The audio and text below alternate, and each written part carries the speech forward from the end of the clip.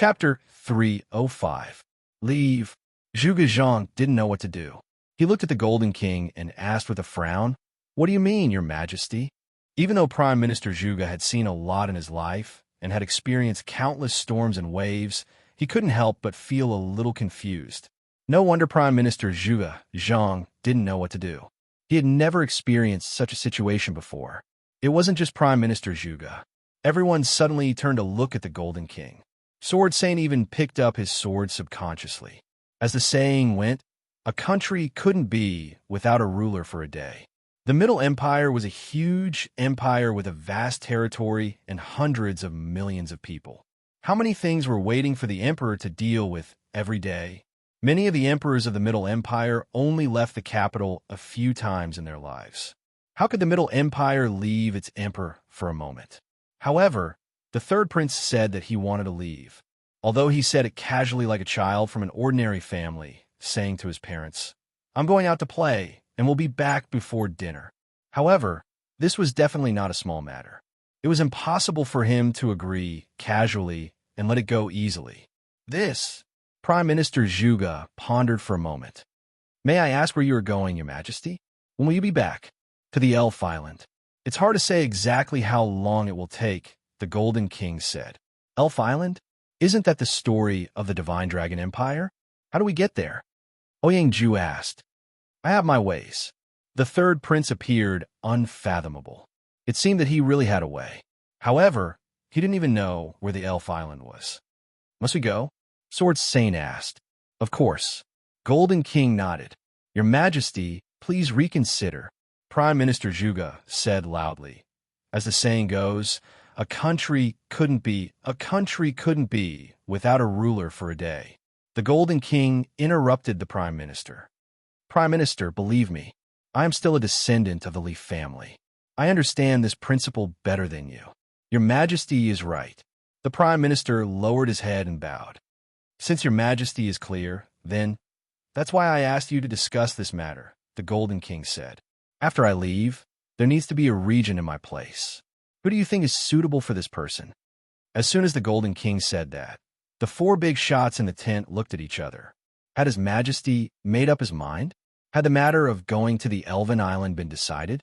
Didn't they need to discuss it further? Why did they start to pick people to govern the country? Seeing that the four of them didn't speak, the Golden King could only speak up himself. "Prime Minister, you have been the leader of the officials for many years. You know our country's politics the best. Moreover, you have high prestige in the court. You are reliable, and I trust you. In my opinion, the person who will govern the country for me will be the Prime Minister. Is that okay?" After the Golden King finished speaking, he couldn't help but smile. He looked very sly. He said that on purpose. He was just trying to squeeze the Prime Minister. The regent had to be a descendant of the Li family and had the royal bloodline. Only then could he convince the public. Only then could he calm the chaos and stabilize the court. Although the Prime Minister had the power to overturn the court, he wasn't the emperor. He didn't have the power to overturn the court. No matter what he said, the other ministers could raise objections. If the Prime Minister didn't want to rebel, then the position of regent was no different from a mountain of swords and a sea of fire for the Prime Minister. If the Prime Minister didn't want to go through this mountain of swords and didn't want to be roasted on the fire, then he had to come up with a more suitable candidate. Unfortunately, although the third prince had a good plan, he was still young. He underestimated the Prime Minister's shrewdness and political skills. The Prime Minister's expression didn't change at all. He didn't even blink. He cupped his hands and bowed. "Your Majesty, you flatter me. In terms of prestige in the court, how can I compare to Lord Ouyang? Old Lord Ouyang is now the leader of the literary world. All the scholars in the world look up to him. It's better to let Lord Ouyang be the regent." The Golden King's expression changed immediately. The Prime Minister wanted to play a game with him. He didn't mention a more reliable person. Instead, he changed the topic to Ouyang Zhu, who was similar to him. The Golden King looked at Ouyang Zhu. Ouyang Zhu saw that the emperor was looking at him. He stepped forward and cupped his hands. "Your Majesty, the old minister is old and dim-sighted. He is weak and sickly. I'm afraid he can't take on this important task, but I'd like to recommend someone. The Middle Empire values the people's will. As the saying goes, whoever wins the peoples will rule the world. Like the old minister, he only has a little reputation among the civil officials. It's really not worth mentioning. The old minister thinks that only those who can win the peoples are the real pillars of the country. Therefore, I recommend the sword saint of the empire to be the regent of the Gai Mingwei. The Golden King scratched his eyebrows twice. He took a sip of the tea on the table and sneered. The Golden King thought that the teacher was indeed a teacher. What he said was so ridiculous, but it was still so reasonable. Uncle Regent, the Golden King turned his head to the sword saint. The sword saint frowned and looked at Zhuge Zhang and Ouyang Ju. He said in a deep voice, "Your Majesty must have made such a decision because he had no choice. Both of you know this. Why do you have to make it difficult?" The Prime Minister and Ouyang Ju both looked awkward and did not say anything. They had been high-ranking officials for most of their lives. It was inevitable that they had some bureaucratic habits in their bones. Whenever the emperor had some random order, they would argue with the emperor in a roundabout way. It was already a subconscious action to make the emperor unhappy. However, it was obviously not the time to do this. The Prime Minister cupped his hands at the sword saint to show that he had learned something. Ouyang Ju turned his head and snorted. He did not say anything. The sword saint did not care at all. He did not expect Ouyang Ju to do anything. At Ouyang Ju's age, he could already do whatever he wanted in the Middle Empire. However, the fact that Ouyang Ju did not refute this showed his attitude. The Golden King looked at the sword saint with tears in his eyes. At such a crucial moment, he still had to rely on his own uncle. "Since your Majesty has already made up your mind, and this is such a crucial period, we cannot say anything more. However, choosing a regent is an important matter. I hope that your Majesty will reconsider." The Golden King nodded and asked, "What does the Prime Minister think?" This humble subject thinks that the First Lord, Li Gui, has the most prestige. He also has some connections in the military. Perhaps he can calm the restlessness in the imperial court. Big Brother cannot. The Golden King shook his head. Big Brother went to the Divine Dragon Empire and brought back many of the Divine Dragon Empire's elites from Comlin Pass. Right now, those people are relying on Big Brother to pacify them. Now that the Divine Dragon Empire is destroyed, Big Brother cannot leave. Then perhaps the second prince, Li Gan, can do. The second prince has been in the 6 bureaus for many years and is well-versed in politics. With him as regent, we might be able to gain the approval of most of the officials. Second Brother cannot. The Golden King said, "It is true that Second Brother is a civil official. However, in his early years, he fought too fiercely with Big Brother and offended many high-ranking generals in the military. Even now, there is still animosity between them. If Second Brother regents, I'm afraid the military will not accept it.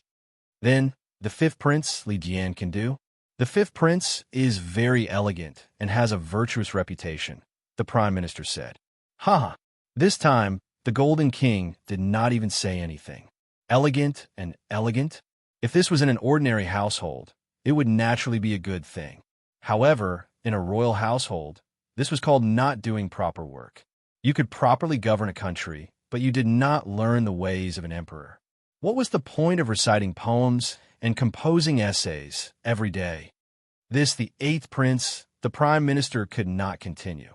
His Majesty personally mentioned the regent. I believe he will not speak without thinking. However, among the princes that Lord Prime Minister mentioned, your Majesty cannot choose one.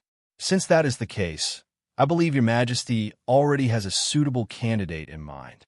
I hope your Majesty can give us your opinion, the Ouyang Ju said. "Sir, you are right. I do have a candidate in mind. However, I am afraid that this candidate is not suitable for me to say it myself. That is why I wanted to use the Prime Minister to say it. However, I did not expect that even the Prime Minister could not say it. Since your Majesty has a candidate in mind, there is no harm in saying it. We will obey the decree," the Prime Minister said. "Prime Minister, do not be impatient. Do not be impatient." The Golden King raised his hand and stopped the Prime Minister. "Prime Minister, please answer a few questions first. Please speak, your Majesty. This humble subject will tell you everything he knows." "Very well. Let me ask you, Is this considered a critical moment for the survival of the human race? Of course it is when the red disaster appears. What are the chances of a human race winning against the red disaster? Forgive this humble subject for saying this, but if your majesty still cannot defeat the red disaster, then the chances of victory are rather slim.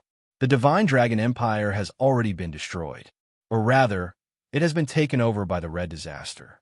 At this time, can the middle empires still fall into chaos? Absolutely not. Therefore, the person who governs the empire must be able to shoulder this heavy responsibility. There cannot be any mistakes, right? Yes. It must be a person of virtue and prestige who can make the entire middle empire submit, right? Yes.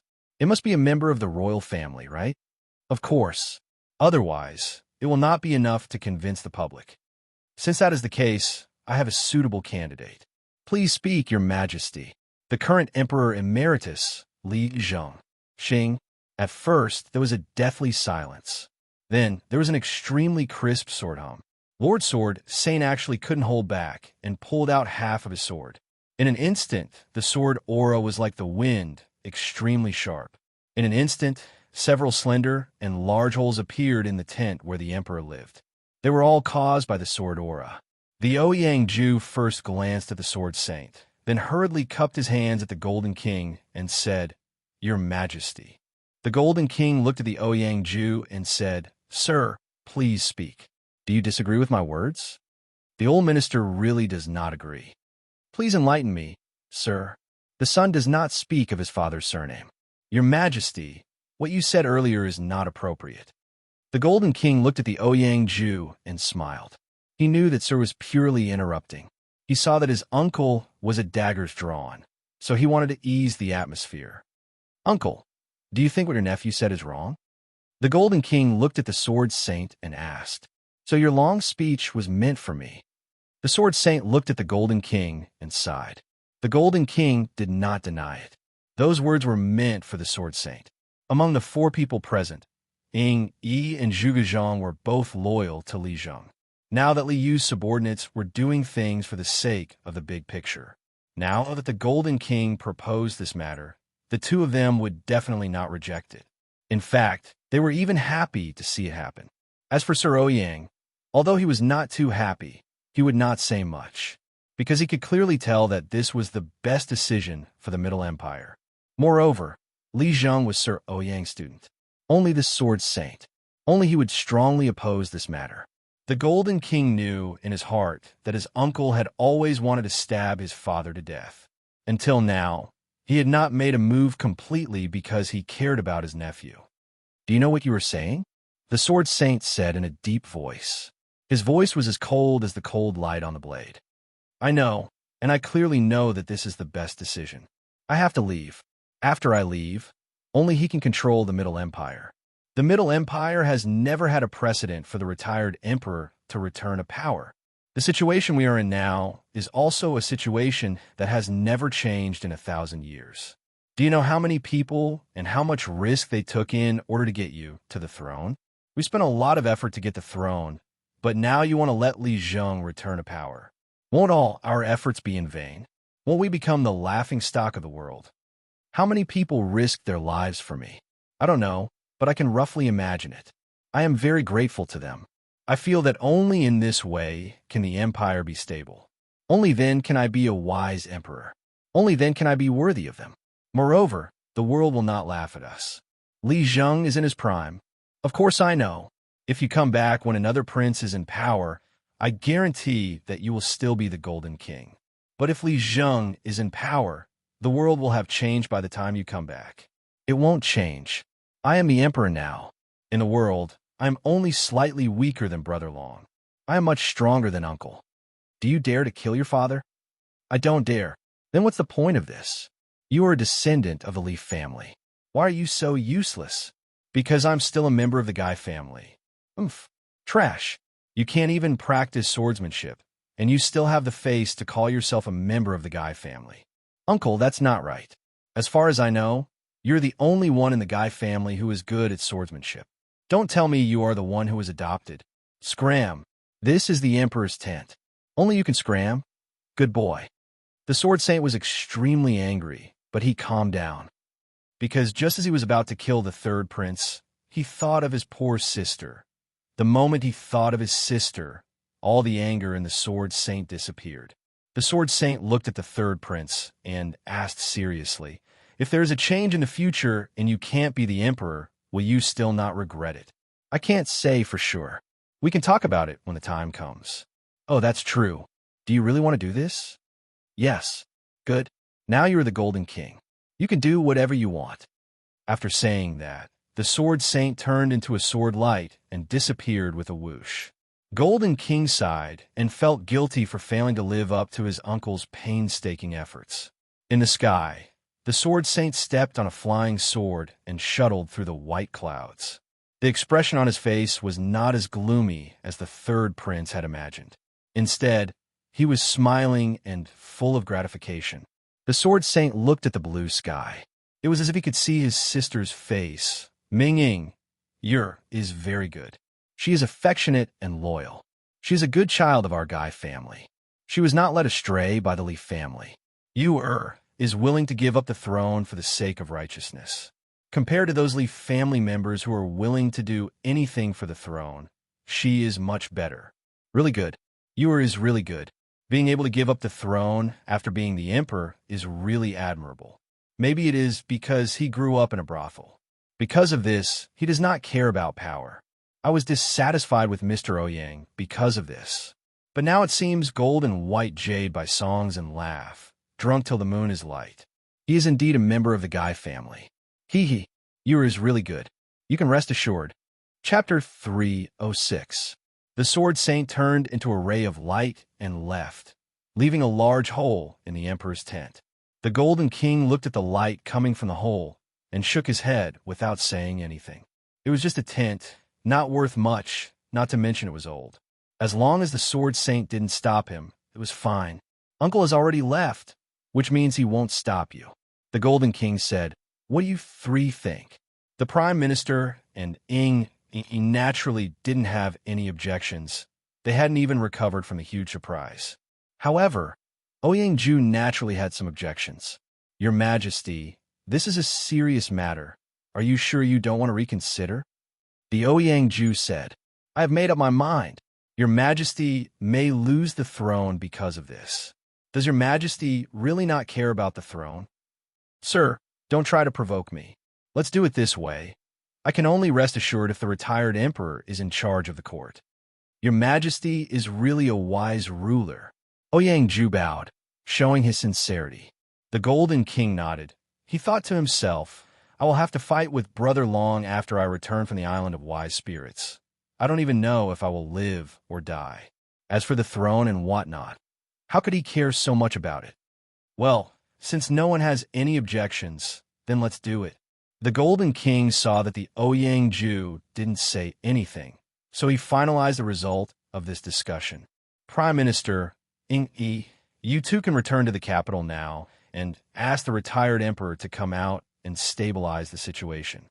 Ing and the Prime Minister looked at each other, then saluted the Golden King together. "We will follow your Majesty's orders. We will not disappoint your Majesty. We'll take our leave." The Golden King waved his hand, and Ing and the Prime Minister left. The Prime Minister's footsteps were hurried. He obviously couldn't wait. Looking at his appearance, it was likely that he would rush to the capital as soon as possible and drag the retired emperor out of that secluded palace. "Please have a seat, sir." The Golden King gestured to a chair. They had already given in once, but the Golden King's words were too shocking. Everyone stood up in shock. The Lord Ouyang sat down. "Your Majesty, why did you leave the old minister here alone?" Ouyang asked. "Sir, there's only the two of us here, so there's no need for such formalities." The Golden King said, "Right now, it's just a student asking for advice from his teacher. I hope that you don't mind and give me some pointers." Ouyang was amused when he heard this. The third prince had spoken to him so politely since he was young. It was pitifully rare for him to be so well-mannered. "Ask away." Imparting the Tao and answering questions is the duty of a teacher. What is there to abandon? "Teacher, do you think my decision is reliable?" It's very unreliable. That's true, but it's very good. It's a wise choice. Even I didn't think that you would have this idea. No, no one in the world would have thought that you would make this decision. Are you satisfied, sir? I'm very relieved. I just don't know if it's right or wrong. How can everything go according to one's wishes? As long as you have a clear conscience, that's enough. Yes, I've learned. Although your actions aren't what a good emperor should do, but definitely a good person. You're very good, better than most of the princes. I'm very satisfied. Thank you, sir. After listening to your words, the haze in my heart has disappeared.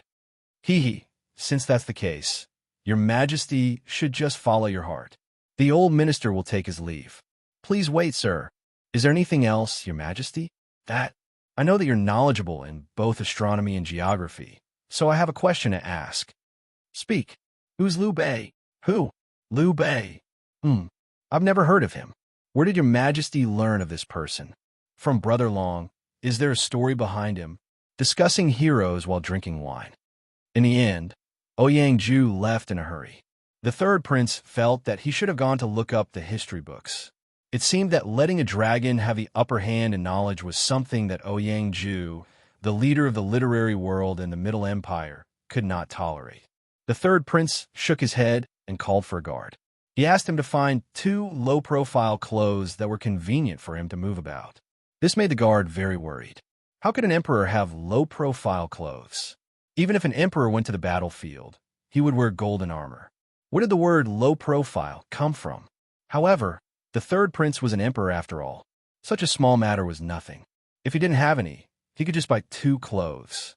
Third young master nimbly changed into a set of white short-sleeved shirt and long pants. When the guard saw this, he broke out in a cold sweat. How is this something an emperor should wear? What is His Majesty trying to do? Send orders to the commander of the Cloud Pagoda Mountain garrison to immediately break camp and rebuild, the third prince said. Yes. The guard cupped his fists and turned to leave. 2 days later, auspicious Cloud City, east of the Divine Dragon Empire. No, it should be called the east of the Red Dragon Empire now. The third prince strolled leisurely on the stone-paved street. He looked at the buildings around him with interest, which were very different from the Middle Empire style. There were many wooden buildings around him, but there was no one on the street. Auspicious Cloud City was now an empty city. Only the third prince walked on the street. The third prince almost felt like he was the only person in the world. This lasted until he saw the black figure standing on the East City Gate Tower. You're here? Aisha said as she looked at the third prince, who was on the city gate tower. I'm here. The third prince walked to Aisha's side. You didn't betray me, right? Aisha asked. No. Lady Aisha specifically instructed me. Naturally, I didn't dare to be careless, the third prince said. No one knows that you saved me. They all thought that I ran away by myself. That's good. Aisha nodded. I didn't save you in vain. However, I don't know what is there to hide, the third prince asked. As the longest living witch on the continent, there are always some secrets that are inconvenient to tell others. Aisha's long and narrow eyes flickered with a crafty light. Why is this city empty? Why is it surrounded by seawater? Is this a city built on an island? The third prince asked as he sized up Aurelian City. Since Aisha was unwilling to talk about it, the third prince did not want to waste his time, so he decisively changed the topic. The third prince admitted that he did not have the ability to get information out of Aisha. No, of course, this city wasn't like this in the beginning. Aisha said this was originally just a small border city that could be seen everywhere in the Divine Dragon Empire. Later, Calm Wind Pass was broken, and the endless sea rose, submerging half of the Divine Dragon Empire. This place was originally at the edge of the endless sea. The surrounding areas were all submerged, but this place was not. It suddenly appeared extraordinary. Why did the endless sea rise after Calm Wind Pass was broken? The third prince asked. The Elven Queen will answer this question when you reach the Elven Island, Aisha said. What happened to the people in this city? The third prince asked. Aisha gave the third prince a strange look. Why are you looking at me like that? The third prince asked. I didn't expect you to ask this. You are the emperor of the Middle Empire. These are your empire's citizens. Why are you so concerned? Aisha said. I am now the human sovereign, the third prince said. Rest assured, your majesty. Most of the divine dragon empire citizens are fine. They evacuated in time. Although Jilin doesn't care about human lives, he still has his concerns, Aisha said. The third prince clearly heaved a sigh of relief. That's good. Don't you have anything else to say? Yes. Why is it that other places are submerged, but this city is undamaged? Hee. What are you laughing at? I'm laughing at the fact that you finally asked the main question. Why is this city the only one that is not submerged? It is because this city is ordinary, but it is actually extraordinary. This city is the starting point to the Elf Island. If you want to reach the Elf Island, you either have the guidance of a god or go out to sea from this city. I understand. How do I get there? Take a boat and float over. Are you sure? I'm sure. Are you coming with me? No. Witches cannot reach the Elf Island. Oh. At the same time, outside Red Dragon City, a golden-haired woman in silver-white armor with an imposing appearance was standing. She stood majestically in front of the city of monsters. Standing alone, it was as if he had the courage to stand alone against 10,000 men. She was like a hero who came to Demon King City alone to challenge the Demon King. However, Demon King City did not do anything special just because this person stood at the gate. The elemental creatures patrolling the city walls turned to look at her. Just one glance, and then turned back, as if they did not see her. The dwarves in charge of monitoring the enemy did not send out any warning signals. Instead, they ran down from the watchtower. They opened the city gate and ran to the woman's side. They pulled her into the city with a warm smile. They wanted her to see the masterpiece of the dwarves. Many human skeletons were lying on the ground near the city gate. Those white bones proved that many human warriors had broken into this city and then fell down. This meant that this gate was not easy for humans to enter. However, this woman came in so easily. She was even pulled in by someone. It felt like she was a guest from afar or a wanderer returning home from a long journey. The reason was that this woman was Staya. The third prince could reach the east side of the Divine Dragon Empire in 2 days because he had the power of a human emperor. He could turn into a divine dragon and fly in the sky. Staya could reach here in such a short time because the Pope's teleportation portal was as useful as Aisha's. Staya looked awkward as she strolled around Red Dragon City with the dwarves. This was because the current situation was different from what she had expected. In her imagination, she had already parted ways with Jilin. She should be waiting outside Red Dragon City for Jilin to come out and see her. Or she should go down to see Jilin under the guard of the dwarves. To be honest, she did not want to enter Red Dragon City so hastily. After all, they were on different sides now. She was here to negotiate with Jilin on behalf of the human race. However, the dwarves, it was hard to refuse their hospitality. Staya! Someone exclaimed in surprise. Staya turned around. It was Bane. You? Didn't you leave? Why did you come back? Bane rushed to Staya's side and asked before he could even catch his breath. Now, he was a level 5 master. It was not hard to imagine how excited he was to be in such a sorry state. Bane, how did you know I was here? Staya asked with a smile. It was hard not to be in a good mood to meet a human acquaintance in this place. Someone told me, Bane said. Let's not talk about me first. What about you? What are you doing here? I'm here to negotiate with Jilin on behalf of the human race, Staya said. Where is Jilin? Negotiation again? Bane was shocked. Staya left after negotiating with Jilin last time. Jilin is not here. Not here. Staya was also shocked. Where did he go? Jilin was not here. It was an earth-shattering event for the human race. 2 days ago, Jilin's godly sword was completed. Bane looked at Staya and said. When Bane mentioned this, the dwarves beside them all looked extremely proud. Staya knew from their expressions that Bane was telling the truth. The godly sword was completed. That means Jilin went to cut the barrier between the volcano and the wilderness. Staya guessed. She knew about Jilin's plan. Jilin wanted to use dwarven weapons to arm the orcs, then use the orc army to attack the human race.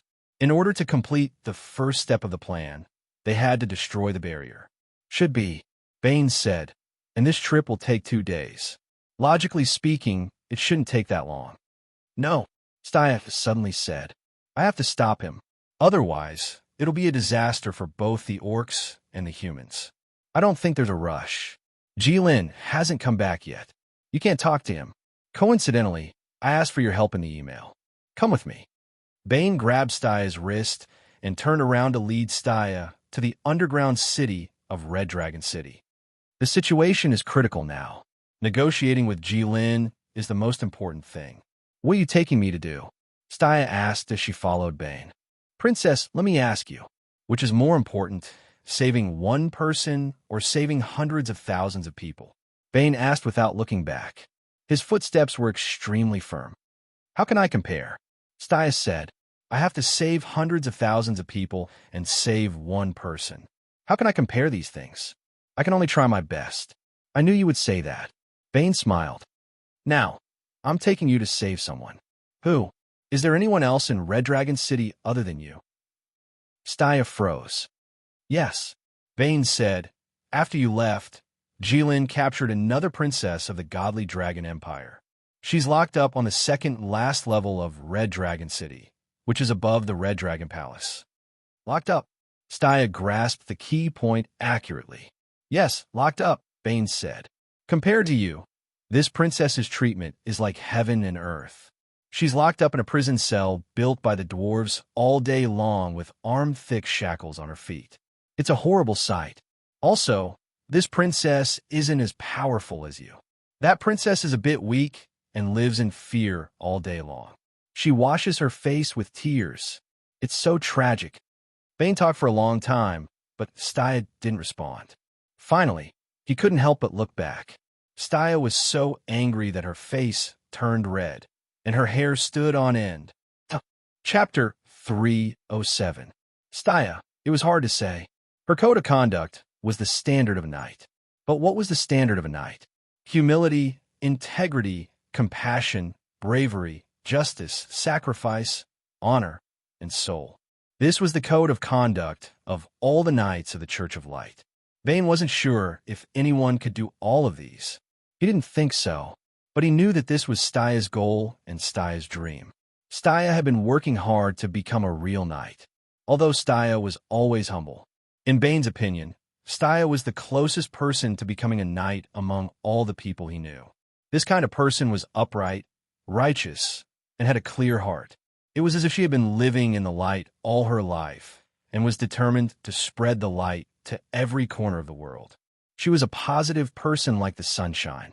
But for Bane, who had been in the Red Dragon Society for more than a year, this kind of person was easy to deal with. They had a bottom line that they didn't want to cross, which meant that their actions could be predicted. They had a belief and followed it all their lives. This kind of person was easy to guess. They cared too much and considered too many things. They always wanted to take responsibility for the people of the world. So they had too many weaknesses, and there were always flaws that could be exploited. In the words of the Middle Empire, this was called a gentleman can be deceived.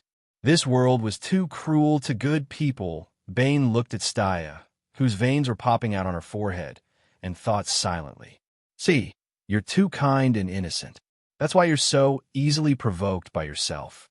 What I wanted was for you to be angry. But why do you have such obvious veins on your forehead as a flower-like girl? Sure enough, girls shouldn't be too violent. Girls like Staya would be finished.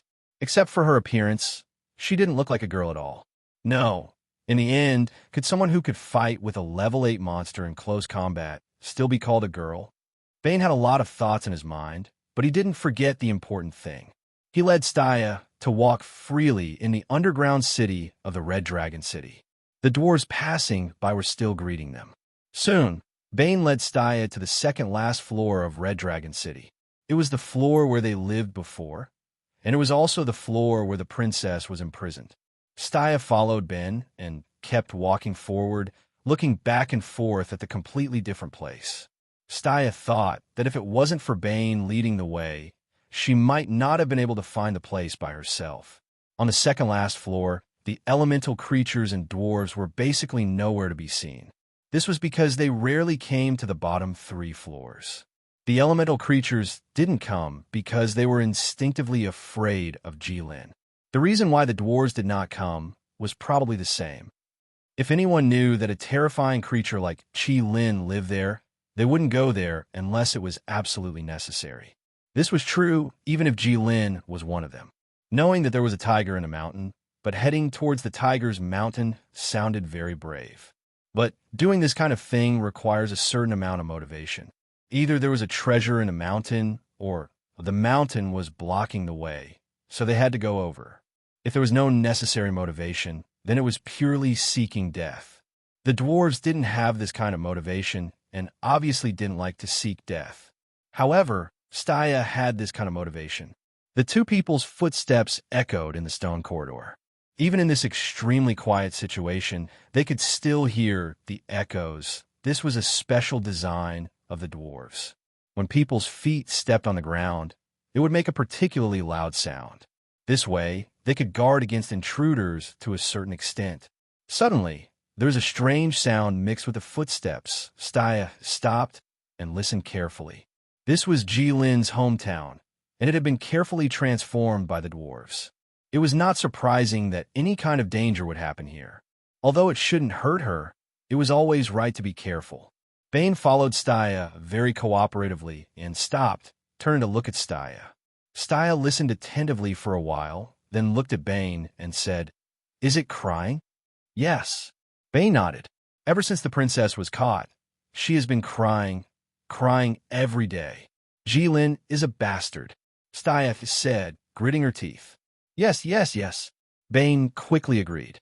"The princess is right. He is a bastard. The princess cries every day, and I can't bear to see her crying. I want to talk to Jilin, but he ignored me.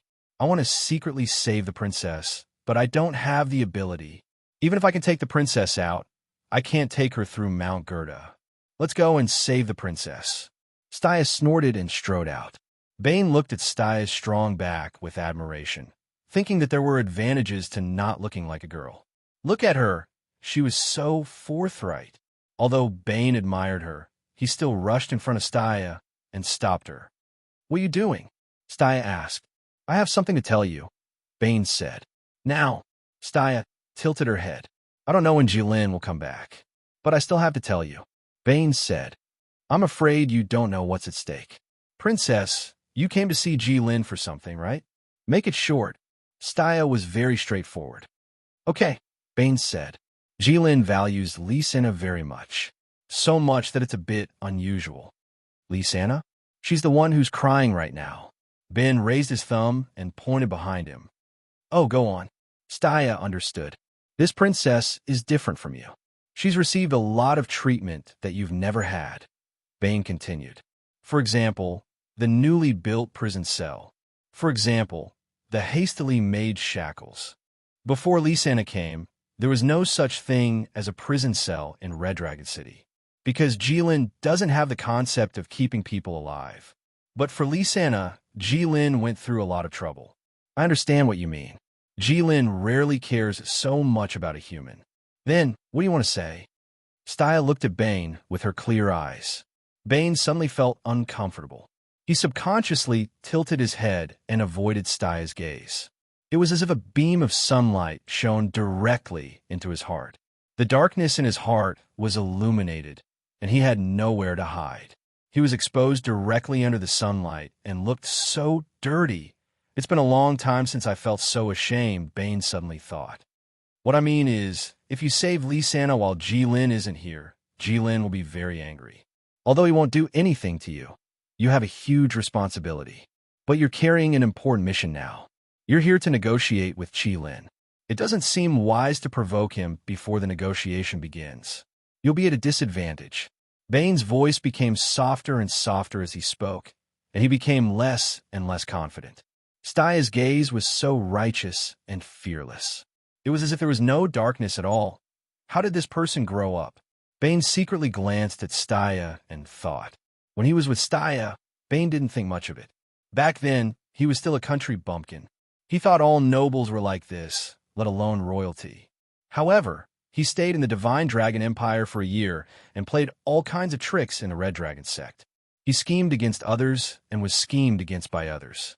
After rolling around in the dark swamp of the mortal world, Bane finally understood how difficult it was to become someone like Staya. It was like going against the whole world. You asked a similar question before. Staya looked at Bane and said, "My answer is still the same. This kind of question isn't about weighing the pros and cons. It's not that simple. The situation is urgent now. I'll tell you slowly when I have the chance in the future." After Staya finished speaking, she walked in the direction of the sobbing sound. After turning a corner, Staya saw the bars that Bane mentioned.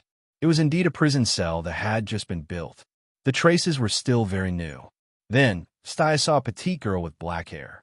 She buried her head in the bed and cried wholeheartedly. No wonder Bane didn't hear anything when she was talking to him.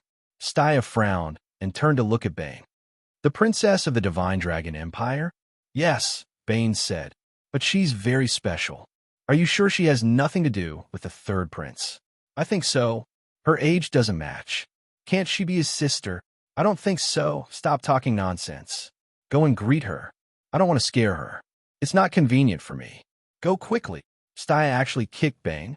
Ouch! Bane screamed and jumped out. He knew that Staya was using this opportunity to vent her anger. His previous words had angered her after all. This time, no matter how seriously Lysana was crying, she still heard Bane scream. She raised her head in a daze and looked behind her. She immediately saw Bane. Lysana was stunned at first. Then, her eyes widened in surprise. In the end, she burst into tears. "Wah!" Bane looked at Staya bitterly. The meaning was very clear. "See, I told you it's not convenient for me." Bane walked to the fence, squatted down, and said, "Your Highness, please don't cry, wah. You didn't come to find me for a few days. I thought you were dead. Wah." Lysana couldn't stop crying and stuttered. Bane looked at Lysana with a headache, and then looked at Staya. He thought to himself, although the former is normal for a princess, but to Jilin, who loves to sleep, catching Staya might be a wise move. Could it be that that guy is really far-sighted and thought of this? It doesn't seem like it. Your Highness, don't cry. I'm not dead, right?" Bane smiled. Then why didn't you come to find me for so many days?" The princess tried her best to wipe her tears. Her eyes were still filled with tears, and she looked extremely wronged. "It's like this." Bane rolled his eyes 3 times. He was ready to make up a story. "Your Highness, don't be anxious. Listen to me slowly. It's like this. A few days ago, I just fought with the evil dragon for you. But I didn't expect that the evil dragon was so powerful that I couldn't defeat him. So, I had no choice but to retreat for now. I need to plan for the future and plan for the future." You couldn't defeat him either." The princess's eyes flashed with a light called panic. She looked like a frightened deer. "But, Your Highness, don't be afraid. It's different this time. I found someone to help me." Bane looked up, straightened his back, and pointed behind him. He looked high-spirited, but he also looked like a dog threatening to bully others. Staya cooperated and walked up to him. After all, they had been through so much together. They had a tacit understanding. Seeing Bane like this, she knew that Bane had been fooling people a lot. But Staya didn't plan to expose him. "Hello, Princess Lysana." Staya bowed elegantly like a noble. Bane saw this and curled his lips in disdain. He thought to himself, what a good act. But he had to admit that although Bane didn't like Staya's etiquette, the effect was immediate. Seeing Staya's etiquette, Lysana seemed to have calmed down instantly. She stood up and bowed back to Staya. It was also perfect and impeccable. Bane smacked his lips and sized up the surroundings. He thought to himself, you too. We're in a tiger's den now. This isn't a royal palace. Can you stop talking nonsense? You are? Lady Saintess of the Light? Lysana looked at Staya and asked, You know me? Staya was stunned. Yes. Lysana nodded cutely. Princess of the Saimai Empire. Father has always told us to look up to you. I finally get to meet you today. You're welcome, Princess. Now, please stay away from the fence. I'm going to get you out. As Staya spoke, she took out the Shield of Promise from the Sacred Book of Light. Bane was stunned. He quickly stood up and ran far behind Staya. Was Staya going to break the fence? Did she have to be so violent? Put your hands on your head. Squat down, hide. Bane yelled. He didn't know what Staya was thinking. Wasn't she afraid of hurting the princess if she made such a big scene? That's right. She had the sacred book of light. Small injuries like broken limbs or bleeding from the head were nothing to Staya. Oh. Lysana obediently walked to the corner of the bed and squatted down with her hands on her head. She was like a little white rabbit hiding from danger. Staya took 2 steps back. Then, she raised her shield and charged forward. Knight skill, charge. Staya charged toward the cell with an overwhelming force. Boom! With a huge sound, the fences that were as thick as an arm were shattered into countless pieces. The cell was opened. Bane smiled. Everything was within his expectations. The fences made by the dwarves could stop him, but they couldn't stop the level 9 Staya. Chapter 308. The newly built cell in the Red Dragon Palace was something that Jilin had asked the dwarven craftsmen for help to rush out. At that time, the true master craftsmen of the dwarves were all focused on the forging of the dragon scale sword, so they couldn't spare any time to do this. Therefore, even though Jilin's cell might seem pretty decent to humans, Jilin's cell wasn't too shabby. But in the eyes of the dwarves, it was a completely crude thing. Originally, with the pride of the dwarves, even if they were not considered experts, they would still disdain to make this kind of thing. However, Jilin had spoken, and the Dwarf King had given the order. The dwarves had no choice. They had to give face to Jilin, and they had to listen to the Dwarf King's orders. It was fine if they made it, but the quality couldn't be guaranteed. Fortunately, whether it was Jilin or the Dwarf King, they didn't seem to care whether this thing was sturdy or not. The dwarven craftsmen secretly heaved a sigh of relief. They thought that since Jilin and the king didn't care whether this thing was good or bad, and Jilin had urged them to make it in such a hurry, then they could cut corners a little, save some trouble, and speed up the process. There was nothing wrong with that, right? The matter of making weapons for the orcs was quite urgent, and that lion-headed orc had been watching. Anyway, no one would touch this thing, and no one would be able to kill their way here to save someone, right? Probably not. Then, it shouldn't be a problem to lock up that human. So be it. With a loud bang, it wasn't just the metal fence that shattered into countless pieces, but also the dwarves' persistence and dignity. Staya waved the shield of Oathbound, sweeping away the smoke and dust in the air. She also kicked away the scattered fragments by her feet. The fragments made a cracking sound and rolled to the side powerlessly. It ended its sinful and meaningless life. Staya walked to Lysana's side and squatted down.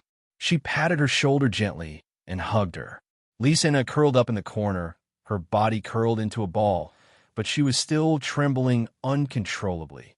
It was normal for her to be afraid. For a normal human princess, this experience would undoubtedly be the most terrifying nightmare of her life. All right, it's okay. You're safe now. Don't be afraid. Staya hugged Princess tightly, and her voice sounded very reliable and safe. The princess raised her head and blinked her big, watery eyes. She looked at Staya affectionately, with an indescribable light in her eyes. When Bane saw this, he sighed regretfully in his heart. He had accidentally lived for more than 20 years. Only today did he realize that a girl's eyes could really turn into stars. Staya saw how pitiful the princess looked, and her heart was touched. He hugged the princess. He placed one hand on the princess's head and the other on her back. Bane's heart tightened. He blamed himself for being too weak. If he was as strong as Staya, Staya's position would have been his, although he didn't want that, and he didn't have any improper thoughts about the princess. He still felt that it was a pity when such a thing happened to a woman like Staya. It was like seeing a pie falling from the sky. If someone else picked it up and ate it, he would at most be envious and sigh that he wasn't as lucky as the other person. However, if the pie was taken away by a monkey, the pity and anger would probably make him clench his teeth and slap his thigh. Because monkeys don't eat pies. Since you can't eat it, why did you pick it up? Isn't it good to give it to someone who can eat it? What a waste. Now, the princess saved another princess. Wasn't a waste of time? What's the difference between this and a monkey picking up a pie? Why are you hugging Staya? so tightly. Can you marry her? It was such a great opportunity, something that so many men dreamed of. How could Staya do it? Isn't this a waste? Princess Lysena, don't look at Staya like that. You two are not compatible. If you really want to marry me and thank me for saving your life, you can look at me. No matter what, I did contribute to saving you. I don't dare to say anything else, but I can guarantee that I'm the only human male within 500 miles. Bane! Bane! Staya shouted twice. Bane didn't hear her at first. He didn't realize it until Staya shouted twice. He quickly responded, what? Lend me your black dagger, Staya said. Huh? Bane froze. Then he saw that Staya was holding a thick and long iron chain in her hand. Bane understood. Staya wanted to cut the iron chain with the black dagger. The chains were locked around her ankles, and if he were to make too big of a movement like when he was breaking the fence, he might accidentally injure the princess. Therefore, Staya couldn't use her battle hammer or shield. She could only use a sharp weapon. Coincidentally, Bane had a completely black dagger that never left his body. It was a gift from the dwarfs. Different from these crude weapons, it was a weapon made by the dwarfs with great care. It could cut through iron like mud. Oh, here. Bane quickly took out the dagger and walked to Staya to give it to her. But do you know how to use it? I've never seen you use a sword before. Sword skills are compulsory for the royal family. Staya took the dagger and said casually. Oh, Bane nodded. The royal family is so tiring. You have to learn everything. What do you think? Staya tightened his grip on the dagger and lifted the chain with his other hand, gesturing at it. She seemed to be thinking about where to cut. What's there to hesitate about? Just cut it. Bane looked at Staya and felt strange. Yes, if he cut randomly, there would be a section of the iron chain left on the princess' leg. But he couldn't care less now. Wouldn't it be better to take her away first and then deal with her later? No, Staya said. Why not? Bane was shocked. Look carefully. Staya pointed at the iron chain and said. Bane heard this and squatted down to look at the iron chain. Gradually, he saw a light green symbol on the iron chain. This is? Bane asked with a frown. According to my judgment, it should be a wind element magic circle. The magic circle can reduce the weight of the iron chain, slow down the vibration of the iron chain, and reduce friction. Staya looked at the green symbol and said after thinking for a while, You know this too? Bane looked at Staya in surprise. He didn't notice this before. This is compulsory for the royal family too? No, it's not. Staya shook her head. It's compulsory for the Church of Light? Bane suddenly remembered that Staya was the saintess of the light. No, it's compulsory for the Church of Light to memorize the Holy Book of Light, Staya said. Then how did you learn about magic circles? Bane asked. I don't know anything about magic circles. I don't even know what kind of circle this is, Staya said. Then you're saying it like it's real? I believe you. Bane opened his eyes wide. What are you arguing about? Staya stared at Bane. Look at the princess' ankle. Bane turned his head to look. Her ankle was slender, snow-white, with beautiful lines and smooth skin. Ahem. Staya coughed lightly and stared at Bane, but didn't say anything. From Staya's point of view, this was a ruthless person who dared to bring Jilin to a brothel. Now, he was just staring at a girl's ankle. To him, this was already very restrained. Ahem. Bane coughed to hide his awkwardness. What's wrong? It's pretty good. Staya looked at Bane and sighed helplessly. Sometimes, a man's IQ wasn't so simple. It's because it's pretty good that it's not right. Staya punched Bane lightly. Such thick shackles, how heavy are they? If you wear them for a few days, the skin on your ankle will definitely be damaged. But look at the princess ankle. Is there any damage? This means that this magic circle is to protect the princess and can't be destroyed easily. Bane sat on the ground with a thud. He felt like he was punched by a gorilla. Yes, yes, yes. Bane sat on the ground and nodded. Whatever you say is right, just don't do anything. Staya rolled her eyes at Bane again. Then, she thought about how to cut the chains without damaging the magic circle. Lysena suddenly let out a cry of surprise. Bane and Staya looked at her and saw the princess covering her mouth with both hands. Her body was trembling violently again. Her eyes were filled with endless fear. It was as if she saw the evilest demon, and she couldn't fight back at all. Staya and Bane followed the princess' gaze and turned to look. A slightly thin human figure appeared in front of them. That person looked very special, with golden eyes and red hair. Staya and Bane looked at each other, and the light in their eyes dimmed. Actually, they didn't need to look back. Even if they didn't look, they knew who it was. To be able to scare Princess Lysana to such an extent with just an appearance. It was naturally Qi Lin who had captured her. Staya picked up the shield and turned to put it in front of her. She blocked the princess behind her. They were in the prison cell now, and there was no way to escape. Plus, the chains on the princess' feet were still there. It was too late. Although Staya knew that the shield wasn't very useful, it was better than nothing. "What are you two doing?" Jilin walked toward them step by step and tilted his head. Bane looked at the approaching Jilin. He gulped, clenched his teeth, and finally made up his mind. He pulled out the long sword on his back. He stepped in front of Staya and pointed the sword at Jilin. "You take the princess and leave first.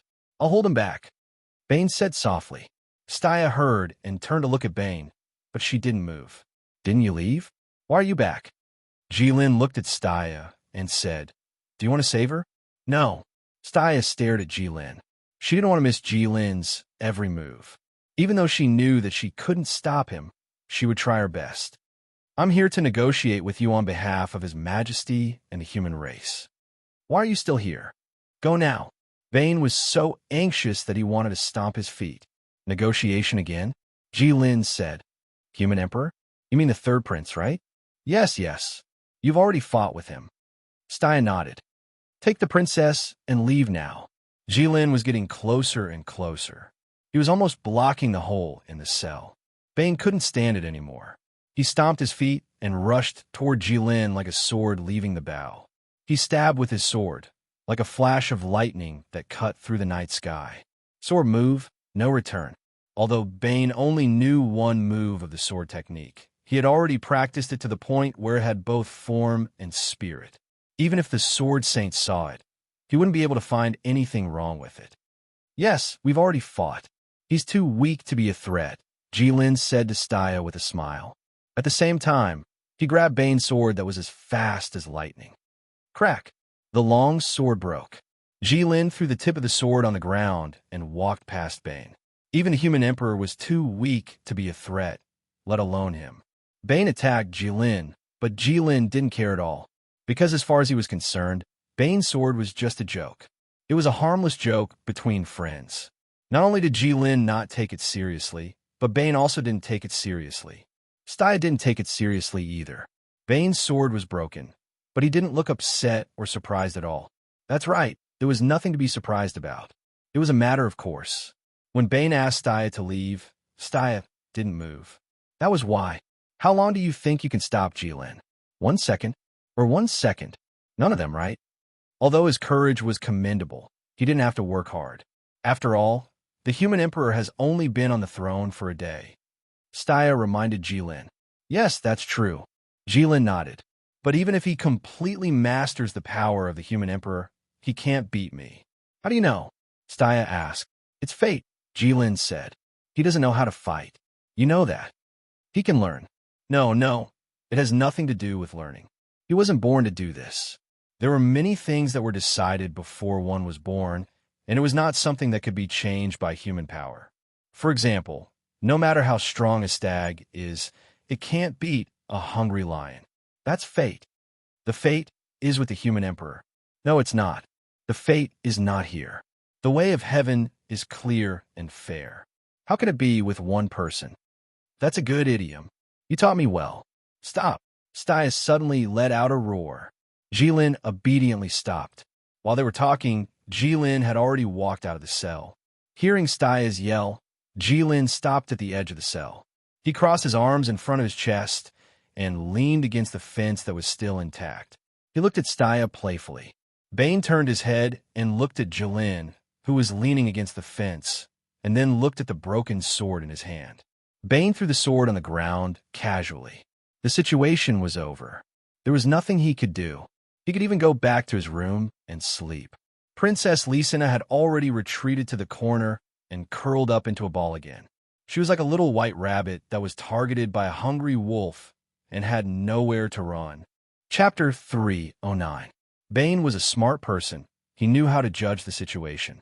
Bane would give up on something that was completely hopeless, just like the plan to save Princess Lysana. His sword was broken by Jilin, so he didn't want it anymore. It was useless to pick it up anyway. In his eyes, he had already tried his best, so there was nothing he could do about failure. He didn't let anyone down. Bane admitted that he couldn't do it even though he knew it couldn't be done. If he saw the south wall, he should quickly turn around and find another way. Or else, he wouldn't kill himself. But Staya wasn't that kind of person. Staya had faith and conviction. This kind of person wouldn't give up. They wouldn't turn back until they hit the south wall. Perhaps in the eyes of Bane and most people, this kind of person was unreasonable and stupid. But in Jilin's eyes, these stupid people were the ones who could do great things and change the world. They chose the difficult path that others didn't dare to take because of their conviction. They looked at the south wall and didn't have any intention of turning around. They walked toward the south wall with firm steps. They hit the wall again and again until their heads were bleeding and their bones were broken. That's right, most of these people died at the south wall and didn't have much fame. But a small number of them broke through the south wall.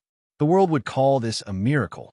Crimson Shilin thought to himself, Staya is someone who can create miracles. Aren't you here to negotiate? Jilin looked at Staya and said, Sure, come out. Let's go down and talk at the Red Dragon Palace. I'm not going out. Staya held her shield tightly. Then I'll go in? Jilin asked. Don't come in. Staya shouted. This is my home. She was a bit annoyed. Then don't come in. Jilin nodded helplessly. So be it. You're not looking for her. Why do you have to do this? Didn't you teach me something before? It's called not forgetting the beginning. Only then can you get to the end. Don't forget what you came here for. Now that I've seen it, I can't just ignore it. Staya said, You want to meddle in everything. Jilin said, Who do you think you are? Do you really want to save her? Of course. I'm sorry. I can't give you this person. You'd better come out. With a kacha sound, Jilin's feet stepped over the fence and crushed the fence fragments scattered on the ground. Staya instantly held her breath as she watched Jilin's pupils shrink to the size of a needle tip. She wanted to launch the fiercest attack on Jilin. Staya arched her body, her muscles gathering strength. Bane's eyes stung and tears almost flowed out. Bane thought to himself, Staya is really strong. She can still be so motivated even when she's facing an opponent she can't win against. Even if it was futile, he had to give it his all. Maybe this kind of person is the real hero, right? She has an indomitable spirit. She has a clear conscience. She has a clear conscience. She has a clear conscience. She has a clear conscience. She has a clear conscience. She has a clear conscience. And for someone like me, I'm afraid I'll just be a despicable, ordinary person for the rest of my life. Hey, Staya, you're a princess? Is it really good to be so handsome? All the men in the world are going to die. You're going to risk your life to protect everyone, including me in the past. Knight of Light, you're really too dazzling. Everyone will fall in love with you, right? You're the so-called killer of both men and women. Bang. Plop. All the sighs in Bane's mind stopped abruptly. It was broken very suddenly. It was as if someone had suddenly twisted the neck of a famous beast that was about to attack. Bane opened his eyes wide. He still didn't understand what just happened. The first sound was when Jilin punched Staya right in the stomach. The second sound was when Staya didn't have time to react and fell to the ground. Ben sucked in a breath of cold air and hurriedly rushed toward Staya. Even when he just started, his left foot tripped his right foot. He didn't look like a master who could practice swordsmanship on mossy stones at all. Bane staggered forward. Although he was a bit embarrassed, he was still very fast. Bane rushed past Jilin like a gust of wind. He hurriedly helped Staya up and shook her twice. No reaction. She must have fainted. Or she might have died. Bane hurriedly put his fingers on Staya's slender white neck. It was still beating. Phew, Bane let out a long breath. He was scared, and cold sweat poured down like rain. Bane suddenly turned his head and stared at Jilin fiercely. Why did you still hit her? What are you afraid of? Jilin picked up Staya and put her on his shoulder. Nonsense. If you didn't control your strength well, Staya would have turned into a rain of blood. How could it be? Jilin walked outside. After wandering in the human world for so long, I already know how much strength I need to use to not kill someone. You're not the only ones who have improved. Jilin's footsteps gradually faded away. Bane reached out his hand to Jilin's back. In the end, he put down. Bane turned his head and glanced at Princess Lysana. He didn't know what to say. On the other hand, the princess seemed to have noticed that Jilin had left, so she slowly raised her head and looked at Bane. Bane froze and couldn't help but tilt his head back slightly. This was because Lysana's eyes were suddenly filled with fear and fear. It was just like when she saw Jilin. Princess, Bane didn't know what to say, but he had to say something. Don't come over. Don't touch me.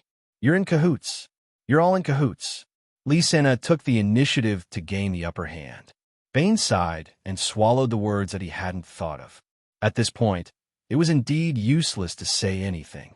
There was no need to say anything. Anyone who heard the conversation between the three of them would think that the three of them were in cahoots. Moreover, the truth was almost the same. They were right. Bane stood up and bowed to Lysana in the Divine Dragon Empire. Then, he turned and left. He learned that set of things in the Red Dragon sect. It was said that everyone in the Red Dragon sect had to learn it. It was to make it easier for him to infiltrate the Empire and be a spy in the future. However, he didn't expect that he would really use it on a princess. Bane left. Everyone left. Lysana seemed to have calmed down a lot. She raised her head and looked in the direction that Bane had left. Her eyes were as silent as the night. This kind of scene that gave people hope and then made them despair was too cruel. However, in every night, there would be faint starlight. Just as the book said, there was no complete despair in the world, just like there was no perfect essay. Chapter 310. It was dark. It was pitch black. There was no light at all. Rip, rip, rip, so noisy. What was that sound? It was metal. No, it was a sword. Someone was rubbing a sword with something. Staya frowned and slowly opened her eyes. Wake up! Wake up! Bane's noisy voice sounded in Staya's ears. Staya blinked her eyes. It was really noisy. I don't understand. What are you worried about? Then she heard Jilin's voice. Staya has the sacred book of light to protect her. She didn't die immediately from the backlash of God's descent and sacrifice. This is nothing. Plus, I've been very careful with my strength. That won't do. What if you don't control it well and kill Staya? She won't die even if there's a hole in her stomach. That's enough. Stee sat up and interrupted the two of them. Look, she can sit up. Jilin shrugged, indicating that Bane's worries were unfounded. Where is this? Staya asked. Where is this? Bane heard Staya's question and became nervous again. Take a closer look. Don't tell me you don't even recognize this place? Are you stupid? Bane asked nervously as he turned around to look at Jilin. His eyes were full of questions. Impossible. Jilin shook his head. I hit the stomach. Human's mind seems to have a lot to do with the head. Hitting the stomach won't make her stupid. Staya ignored the two and looked around. Staya understood why Bane said that. She recognized this place. It was the room she stayed in before. What did you do after leaving Red Dragon City? Staya asked Jilin. I'm going to do something, Jilin said. I'm going to cut open the barrier between the volcano and the wilderness. Bane was stunned. He had also heard about this matter in the past few days. Did you cut it open? Staya asked. I cut it open, Jilin said. Does that mean your godly sword has been successfully forged? Staya asked. Look, the sword's name is Dragon Scale. Jilin picked up the sword beside him and showed it to Staya. The sound Staya heard in the dark was Jilin rubbing the dragon scale patterns on the sword with his fingers. Staya looked at the huge red sword. The sword was heavy and covered with fish scale-like patterns. An extremely vast aura was contained within the sword. Staya could feel something flowing inside the sword. It was as if the sword had come alive. To Staya, it was as if she was facing a sleeping dragon. But this dragon was being held in another dragon's hand. Then I have to congratulate you. Congratulations on getting what you wanted, Staya said. Jilin nodded. It's all right. How long did it take you to cut open the barrier? 3 days? Staya asked. No, I only used one sword, Jilin said. Then where did you go for the past 3 days? Staya asked. I flew around the barrier a few times, Jilin said. Then why did you come back at such a good time? Staya asked. I sensed that the restriction was broken, so I quickly flew back, Jilin said. Restriction? You know how to do that? Staya asked. Of course, the dragon race knows many things, Jilin said. You carved the restriction on the fence? Staya understood. That's right. As long as the fence is broken, I will know immediately, Jilin said. It's not like you to put in so much effort for a human. That's because this human is not ordinary. What do you want from me to take her away? This person is very important to me. No one can take her away. The Divine Dragon Empire has already been destroyed. Why do you still want the princess of the Divine Dragon Empire? The Divine Dragon Empire has been destroyed. Bane's surprised voice suddenly sounded. Bane suddenly jumped up and sized up Staya and Jilin. Don't look at me. I didn't do it, Jilin said. This is the first time I've heard of this. Then how did the Divine Dragon Empire get destroyed? Bane asked. According to the Golden King's information, a legendary expert should have led an evil cult called the Red Dragon Sect to destroy the Divine Dragon Empire. Staya's face was filled with grief as she spoke. As a member of the royal family, she seemed to be able to empathize with Shao Chun.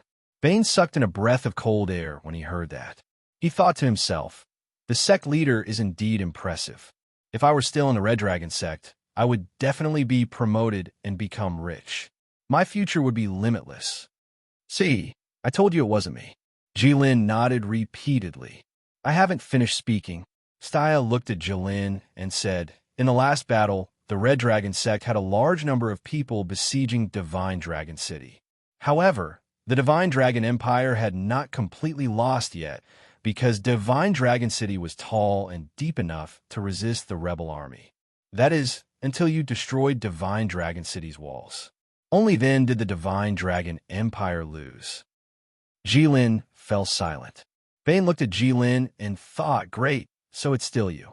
The Red Dragon sect really didn't trust you for nothing. It's rare to see such a practical religion like you. Other people's gods would at most bless their believers from the heavens. You, on the other hand, help your believers conquer the city. Red Dragon God, you are really efficacious. I'm also your believer. When I was in the Red Dragon sect, I also kowtowed in front of your portrait once a week. Please bless me too. She is already very pitiful after the empire was destroyed. She is no longer a true princess. Let me take her away, Staya said. Jilin thought for a while and finally shook his head. She is different from you. To me, she is not just a princess. She has other meanings. You don't have to waste your efforts. Even if you use all the power of the human race, you won't be able to save this person from my hands. Aren't you here to negotiate? Speak. Staya looked at Jilin, her eyes filled with anger. However, after thinking for a while, she still said, I represent His Majesty, the human emperor, to negotiate with you. Simply put, you stop the war against the human race, and the human race will protect the lives of the beastmen. Both sides are clearly separated and will never offend each other again. How about that? Jilin smiled. The third prince said that before. Nothing much. Are you leaving? I will send you off. It seemed like Jilin wanted to end this negotiation that concerned everyone's fate with one sentence. Jilin, war will only bring destruction and destruction. It won't bring stability to the beastmen. In the end, you are the Beast King now. Do you really not care about the lives of the beastmen? Staya said, I don't care. Jilin shrugged indifferently. Moreover, as far as I know, the beastmen's way of thinking is different from yours. They believe that only war can give them everything they want. That's why they have nothing now. Their citizens don't have clothes to wear, and they don't have enough food to satisfy their hunger. On the other hand, the human race is prosperous and strong. Comparing them, the difference is obvious. Jilin, time will prove everything. Time has already proven that the beastmen are wrong and the human race is right. Thank you all for your recommendation votes and monthly votes. Thank you. Chapter 3:11. Jilin looked at Staya and felt that his values were being challenged like never before. Staya was right. Compared to the human race, the beastmen's lives were too miserable. Jilin originally thought that it was because humans had occupied most of the good lands, which led to this. But Jilin turned around, walked to the stone bench, and sat down. He placed the dragon scale sword on his lap and kept tapping the sword with his fingers. Staya saw Jilin's expression and knew that he had taken her advice. Staya got up and got off the bed. She walked to Jilin and said, "Things that are taken from wars can only be used for a while, not for a long time. Humans have a saying, what you get with the sword will be lost with the sword." Jilin looked up. "I don't care. And orcs like to fight. You can't beat me." "Not necessarily," Staya said. "Once the third prince has the power of the emperor, he can fight with you." "That's true." Jilin nodded. "He can fight, but he will definitely lose." "The third prince went to the Elven Island," Staya said. "What?" Jilin froze. "The Elven Island? Once the third prince has the guidance of the Elven Queen, do you still think you can win?" Staya raised her eyebrows and slammed the table.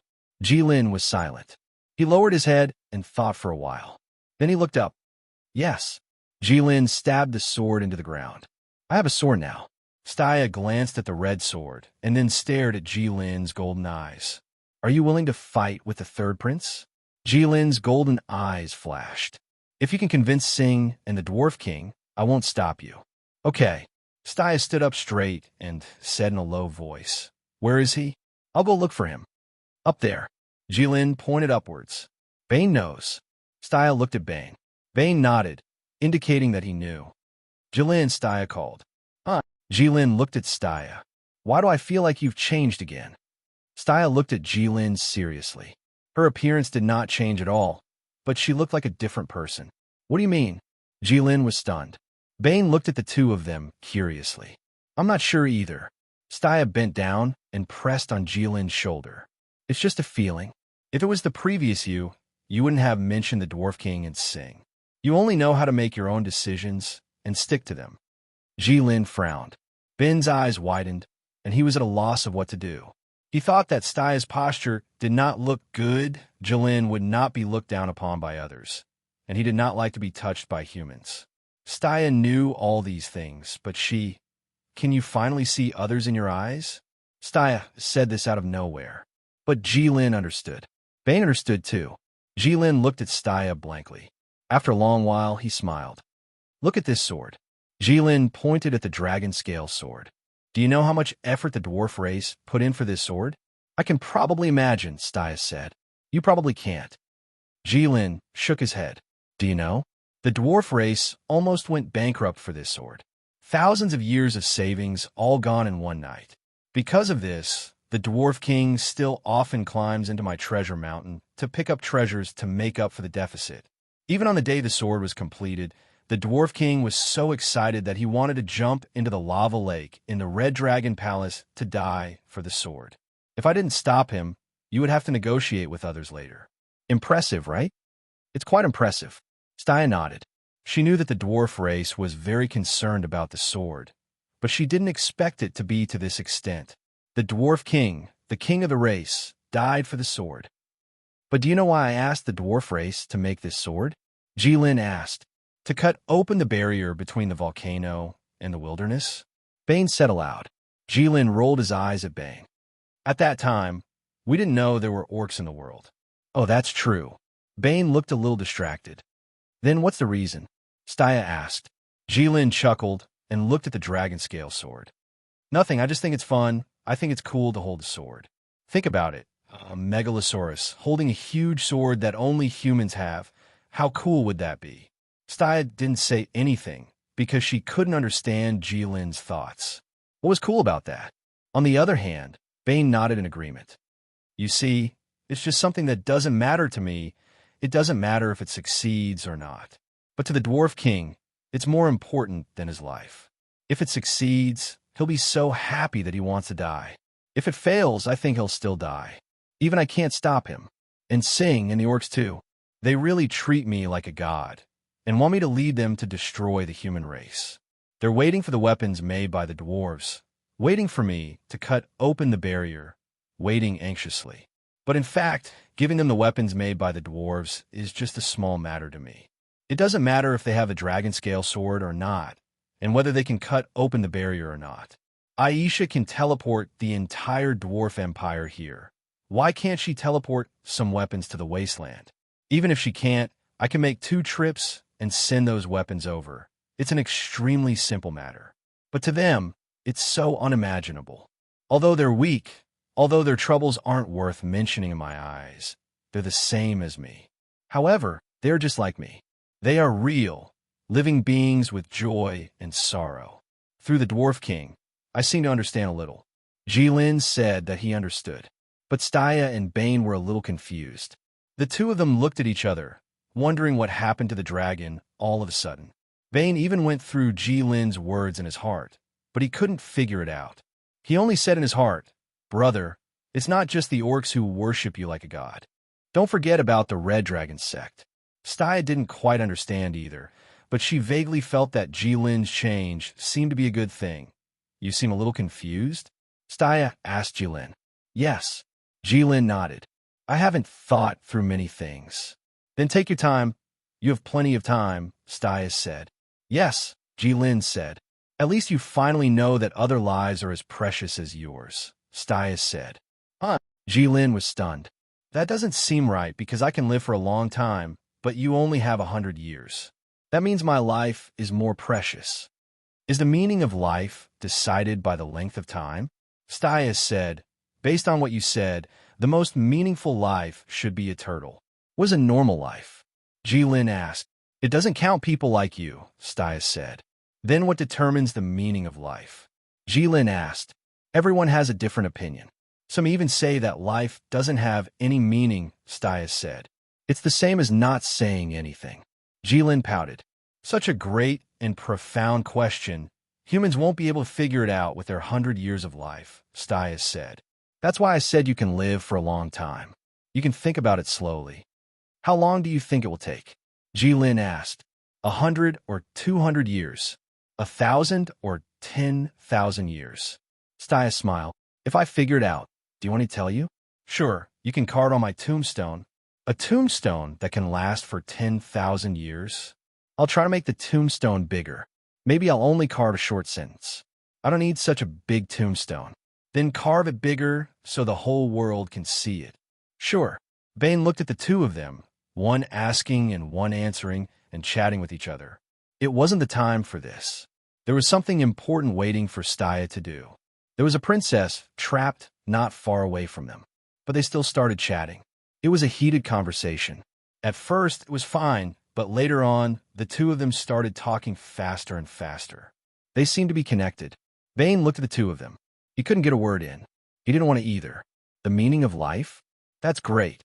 Look at how happy you two are. But who would talk about this? Wouldn't they feel awkward and ashamed? What? Carve it on Staya's tombstone for everyone to see? No need. Why would a normal person think about this all day? We don't understand the meaning of life, and we don't want to know. We don't have time to think about this problem that we're destined to never understand. We're already doing our best to make our lives more comfortable. Not like you. Princess of the Empire. Longevity Dragon.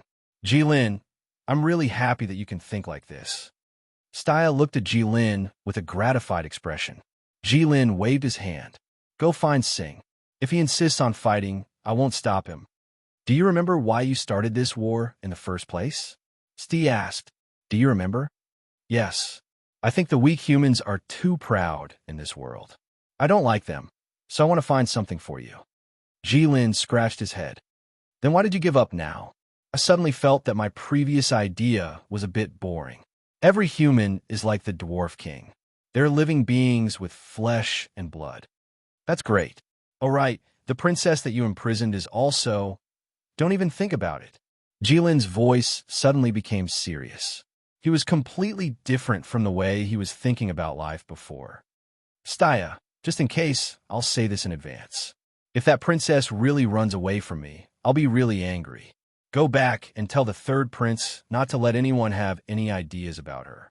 Staya was shocked by Jilin's sudden change in attitude.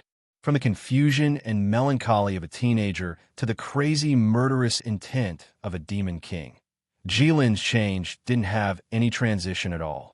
He was like a cat that just woke up and suddenly became a hungry lion. Staya didn't know what was so special about that princess that she could become a taboo for Jilin. Bane glanced at Staya exaggeratedly. He wanted to tell her not to ask about this anymore. Staya understood and thought that they had to think about this in the long run. Okay, Bane, let's go. Staya waved at Bane and walked out of the room. Wait. Jilin stopped her. What's wrong? Staya turned around and asked. I want to say that I know humans are smart, cunning, and complicated, but don't bully the orcs too much. I'm the orc king after all. If I find out, I won't let it go, Jilin said. Staya looked at Jilin's back. She couldn't believe that he said that. Since when did Jilin care so much about the lives of other races? He was worried that the orcs would be bullied by humans. Don't worry. Staya nodded. I know you don't trust humans, but you can trust me. Of course, Jilin said. In the underground tunnel of the Red Dragon Palace, Bane was leading Staya to the core area of the Dwarf Kingdom. That was where the dwarves made their products. Although most of the products were weapons. Hey, what do you think happened to Jilin all of a sudden? Is he sick? He's making me feel uneasy. Bane didn't dare to talk to Staya about this until they were far away. I think it's good. He's finally starting to care about other lives, Staya said. Are you confident that you can convince Singh? Bane asked. I think he has a deep grudge against humans. Every orc may have a deep grudge against humans, Staya said. After all, the orcs and the Nanshin Empire have been fighting for countless years. But I'm confident that I can convince Singh. Why? Bane didn't understand. It's simple. If you want to convince Singh personally, it might not be easy. But if you want to convince a real orc king, it'll be much easier, Staya said. Kings will weigh the pros and cons. In the end, the main reason for this war is because of Jilin and the entire orc race. They want to fight, but they don't have a specific target. There's no need for this kind of war because it's not profitable. It's just a thankless effort. As long as Singh stands from the perspective of the king of orcs and thinks about it calmly, it won't be hard for him to realize this. Being on good terms with humans is much more beneficial than fighting against them. Bane was no longer the young boy who didn't know much about the world. He could understand what Staya was saying, but he still felt that the nobles had dirty hearts. Everything was about benefits. Didn't you just talk to Jilin about the meaning of life? Then what about Lysana? Bane asked. We'll have to think of something in the future. It seems like Jilin doesn't plan to kill her or abuse her, Staya said. I'll think of a way to get her out as soon as possible. Before that, take care of her. That doesn't seem easy. Bane looked troubled. Why? Staya was shocked. Does Jilin not let you get close to her? No, the princess doesn't want you to get close to her. She doesn't trust me. Bane shrugged, showing that he was helpless. Why? Because after the princess heard our conversation with Jilin, she thinks that the three of us are on the same side. Chapter 312. Staya stopped in her tracks and pondered. She realized that this matter was indeed not easy to handle.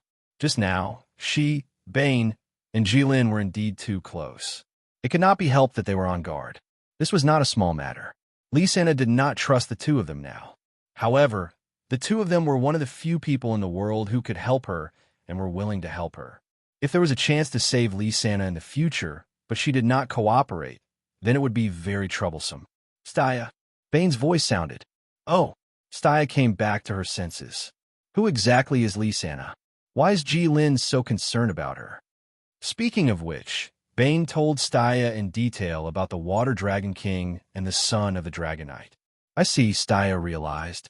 No wonder Jilin even had the thought of risking his life to fight with the third prince for Lysana. Yeah. Bane sighed.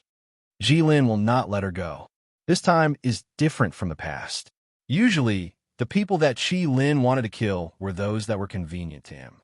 Not killing them would save him a lot of trouble. But Lysana, Jilin wouldn't let her go, even if he had to go to the ends of the earth. This isn't just an exaggeration for Jilin. Why do I feel that you have become more and more talkative after going to the Middle Empire? Staya frowned and glanced at Bane. Her tone was filled with disdain. Isn't it because I got some of Mr. Ouyang's teachings? Bane said shamelessly. Then let's go to the Beast King Singh first, Staya said. Okay. Bane brought Staya up 20%, which was the fourth last level, the 20th underground level of the Red Dragon Palace. Staya slowly stepped onto the 20th step. With just one look, Staya was shocked by the scene in front of her, because she had a panoramic view of the entire 20th floor. The 20th level was actually cleared. It was unlike the other floors, which had complicated walls and twisting corridors. There were only a few thick pillars here to support the weight. Countless forging tables for dwarves covered the entire 20th floor, and countless dwarves were working here. Some of them were carrying iron hammers and hammering. Some held the blueprints in their hands as they racked their brains. There were also some that were incessantly agitating huge machines that even Staya thought were extremely complicated. This was a world of fire and iron. Countless dwarven workstations were operating, which was equivalent to igniting countless forging furnaces in a volcano. Even though Staya had Jilin's protection, she still felt a wave of heat coming at her. The air was filled with the smell of iron filings. "It's amazing, isn't it?" Bane laughed. "When I first saw it, I was also stunned. It's quite amazing. Is this the design of the dwarves? The entire floor is used for forging, which is comparable to the time in the Dwarf Kingdom." Staya's face was indeed full of amazement and shock, but Yang Guozhong seemed to have some other colors. That color was like when the human emperor first discovered that the Snow Wind Empire had something like a moving city. That was fear. "Yes, that's the design of the Dwarf King," Bane said. "Not only that, there are other special facilities here. For example, the 7th floor, the entire floor is used to grow wheat. That's the only place where there are no elemental creatures. Because the Dwarf King said that the elemental creatures have their own flames and high temperature, which will burn all the wheat." "Grow wheat?" Staya was stunned. "You can grow wheat under a volcano?" "There's Jilin," Bane said matter-of-factly. "That's true." Staya actually agreed. "But do dwarves know how to farm? This is the first time I've heard of it." "Yes," Bane said, "but they only know how to grow wheat because they love to drink beer. According to the Dwarf King, growing wheat is their ancestral skill, but they didn't have the conditions to do so before. Now that they're here, they can finally grow it." "Where are the Dwarf King and Sing?" Staya asked. "Go forward, the core area of the 20th floor. All the forged weapons will be placed there first, and then transported out by the elemental creatures, day and night. The Dwarf King and Sing are there too," Bane said. "Okay." Staya slowly walked towards the core area. Bane stayed where he was. He didn't want to listen to Staya's negotiation, because he knew that if Staya said it wasn't a big problem, then it was definitely not a problem. Staya was a very reliable person, and Staya probably didn't need him to be there. Their positions were different after all. Staya was here to negotiate on behalf of the humans.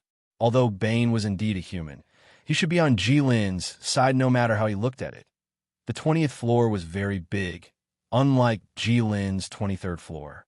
Staya walked for a long time, and she carefully looked at the 20th floor. In the end, she only had one thought. She could only say that this was indeed the Dwarf Kingdom. It was indeed as Bane said. Sing and the Dwarf King were here. A large number of weapons were piled up like a small mountain, and it was inexplicably spectacular. Elemental creatures kept walking out with swords and knives. It seemed like this was how they were given to the orcs in the wasteland. Although the efficiency was extremely low, they had the advantage of numbers. How many natural elemental creatures were there in Mount Gerda? Staya had been here for a long time, but this question was still unknown to her. Moreover, it wasn't just the elemental creatures who were doing this. There were still wyverns in Red Dragon City, and the wyverns from the Divine Dragon Empire were all here. Staya looked up at the wyvern silhouettes and thought silently. When Sing saw Staya, he was stunned at first. Then he greeted her, the human holy maiden of the light. What a rare guest. Sing's eyes were red now, not because he was tired or because he was filled with murderous intent after seeing the humans. It was mainly because he was excited when he saw the weapons being forged. Since the dwarves started forging weapons for the orcs, Sing had been sitting here most of the time. He would look at every weapon that the dwarves forged for the orcs. At first, he wanted to close the door and pick out the weapons that were not good enough. However, from the beginning until now. He hadn't been able to pick out a weapon that was not good enough from the dwarves' work. It was basically a waste of time. Sing had a chair to sit on. It seemed like the dwarves had casually given it to him. It was a full metal bench with a backrest and armrests. It could fit Sing, who was almost 3 meters tall when he lay down. The Dwarf King had a similar chair, but was obviously much shorter than Sing's chair. It seemed a little shabby and didn't have the extravagance of the dwarves. However, this was the specialty of the dwarves. They were simple. The dwarves wouldn't waste their own forging material for the sake of their reputation. They just needed to lie down. Why do they need extravagance? Didn't they know that the dwarves were running low on materials? They didn't let the two of them lie down on the ground because one of them was the Dwarf King and the other was the Orc King. It was already very generous. Okay? They didn't have so many requests. The Dwarf King was lying on his short chair, sleeping soundly with a pile of animal fur as his pillow. He didn't have anything to cover himself. Of course, he probably wouldn't feel cold here. Previously, he used all his energy to forge the godly sword for Jilin. He was really tired. Now, he could finally rest. I'm here to negotiate on behalf of the humans, Staius said. Huh? Sing was stunned. He glanced at the mountain-like swords behind Staia, then glanced at Staia. He thought to himself, orcs didn't have any weapons before. That's why we couldn't defeat the humans. We suffered for so many years for no reason. Now that we just got our weapons and equipment and we're about to make a comeback, the humans came to negotiate? I'll talk your granny about it. Chapter 3:13. Bane didn't follow Staia in. He just waited at the edge of the 20th floor. After waiting for a long time, until Bane was a little impatient, he heard a deafening lion's roar from the core of the 20th floor. It was so loud that all the dwarves working on the 20th floor couldn't help but be shocked. They couldn't help but stop their work for a moment. The noisy 20th floor, which seemed to have never been quiet, was quiet for a moment. But it was only for a moment. The dwarves could tell who the lion's roar was, so they curled their lips and didn't care at all, continuing their work. It wasn't the first time that the king of the orcs was shocked here. It couldn't be helped. It was probably because they were too poor before, and now that the poor suddenly became rich, they were too happy and couldn't accept it. It was understandable. A long time had passed since the lion's roar. Staia's figure slowly walked out from the dwarves' workstations. It's done. Bane went up and asked, even though he already knew the answer. Of course. Staia smiled and raised her head slightly, looking a little proud. That's amazing. Bane exaggeratedly gave a thumbs up. Then I'll send you off? Yes. Staia nodded. After I leave, you have to pay more attention to Lysana's matters. Go and see her when you're free. A princess of a destroyed kingdom is now trapped in a place like this alone. She's probably very scared. I'm fine every day, but how do I see her? Now she thinks I'm Jilin's minion. It would have been better if Staia didn't mention this, but when she did, Bane was a little worried.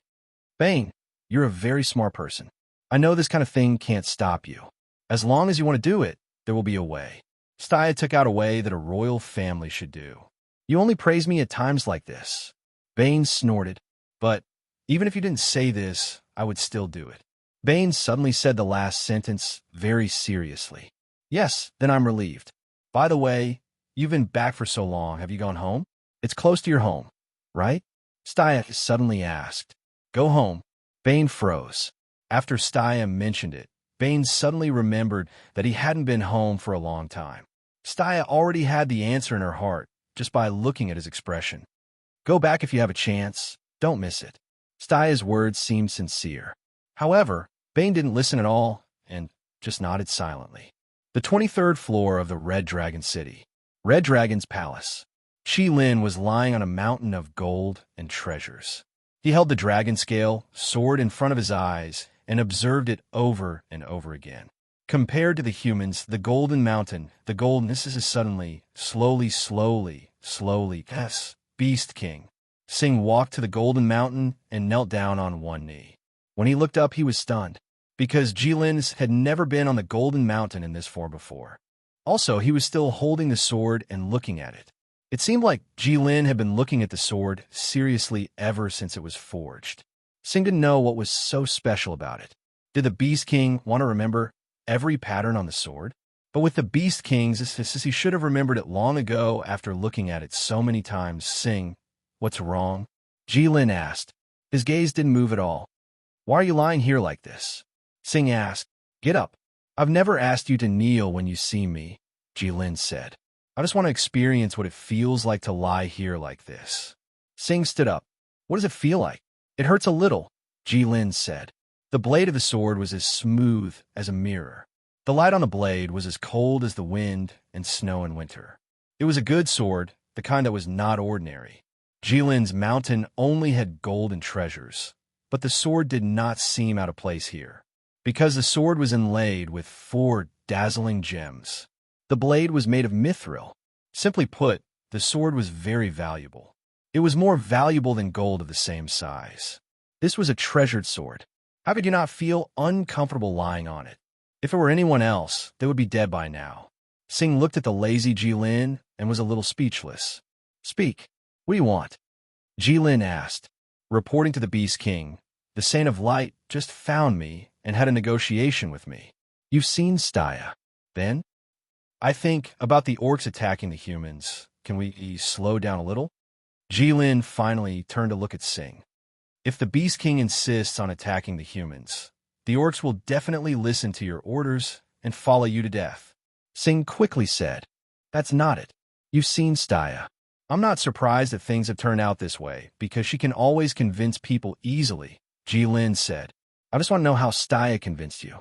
The Saint of Light said that the humans will establish friendly relations with the orcs in the future. Fair trade and mutual support. Send people to help us grow crops, raise livestock, and so on. Jilin nodded. Staya was still trustworthy. She did not cheat the orcs too much. She still said something substantial. If that's the case, then you can do as you see fit, Jilin said. But can you convince those orcs who are rubbing their hands together? I can handle this, Sing said in a low voice. I just feel a little sorry for the Beast King. Beast King, you've done so much for the orcs. When we defeated the human army, you gave us weapons and gave us power. Originally, under your leadership, we could definitely defeat the humans. But I chicken out in the face of the battle. I'm sorry for the Beast King. Sing knelt down again as he spoke. Jilin looked at him again and sighed. He finally put down the dragon scale sword in his hand, stood up, and walked to Sing. He reached out a hand to help him up. Sing did not want to get up because he was taller than Jilin now. He also knew that Jilin did not like people looking down on him. But Sing could not resist Jilin's strength that could push mountains. In the end, he stood up. This time, Jilin did not care at all. I've given you the sword. As for whether to fight or not, and when to fight, it's up to you. As long as you're happy.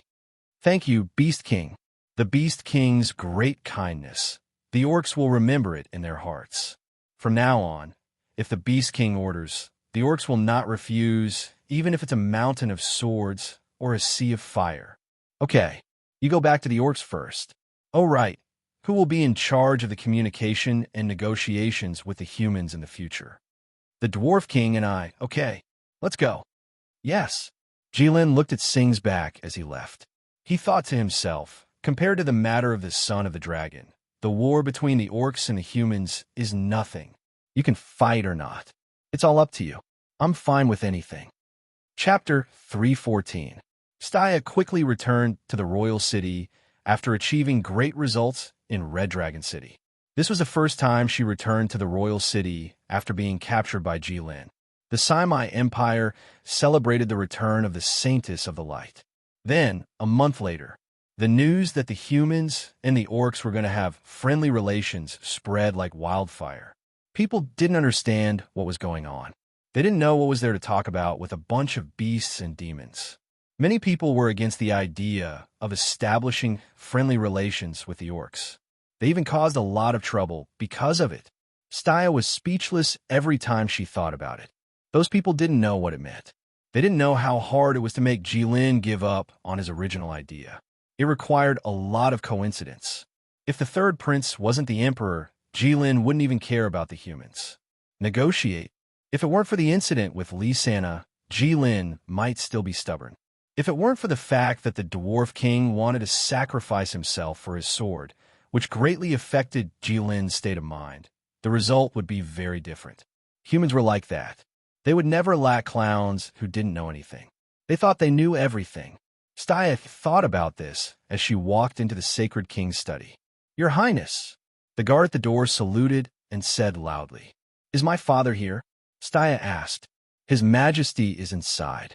He ordered that if you come, you can go in directly." The guard opened the door. "Okay." Staya nodded and walked into the sacred king's study. The color of the Saimai Empire's buildings seemed to always be white, which symbolized light. The sacred king's study was the same. White walls, white floor-to-ceiling windows, white curtains, and a smooth white stone floor. There were a few huge bookshelves embedded in the walls. They were filled with thick, ancient books. The room was filled with the pleasant smell of sunlight and books. Right in front of the window, facing the door, was an extremely luxurious antique table. It was the favorite of the first emperor of the Saimai Empire. Staya's boots made a clear and powerful sound when they touched the stone ground. The Shengming king, who was leaning over the desk and writing furiously, raised his head when he heard the voice. He was slightly stunned when he saw Staya, who was dressed in military attire. Does the princess of the Saimai Empire have to wear a knight's armor, even in the palace? Wasn't this a little unbefitting of a princess? Your mother didn't scold you? But this suits my identity as a knight of light, your majesty, Staya said.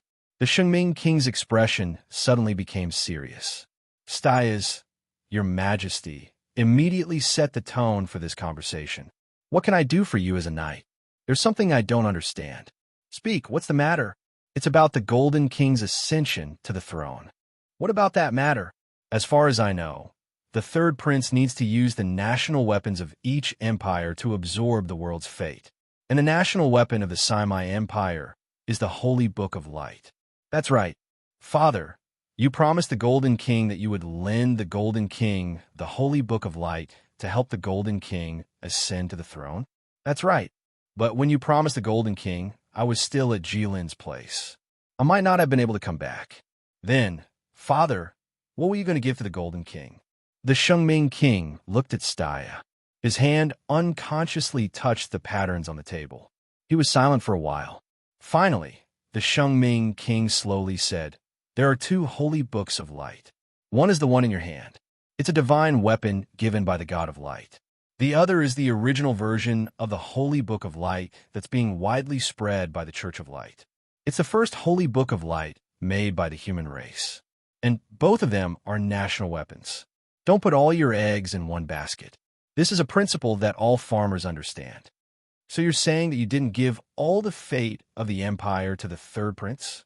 As an emperor, no matter when and where, you have to have a backup plan. Moreover, the plan of the Middle Empire is still a bit far-fetched. I didn't expect it to succeed. How can I believe it completely? Staya looked at her father coldly. She was overwhelmed with disappointment and absurdity. Father, I'm a bit disappointed. The human race.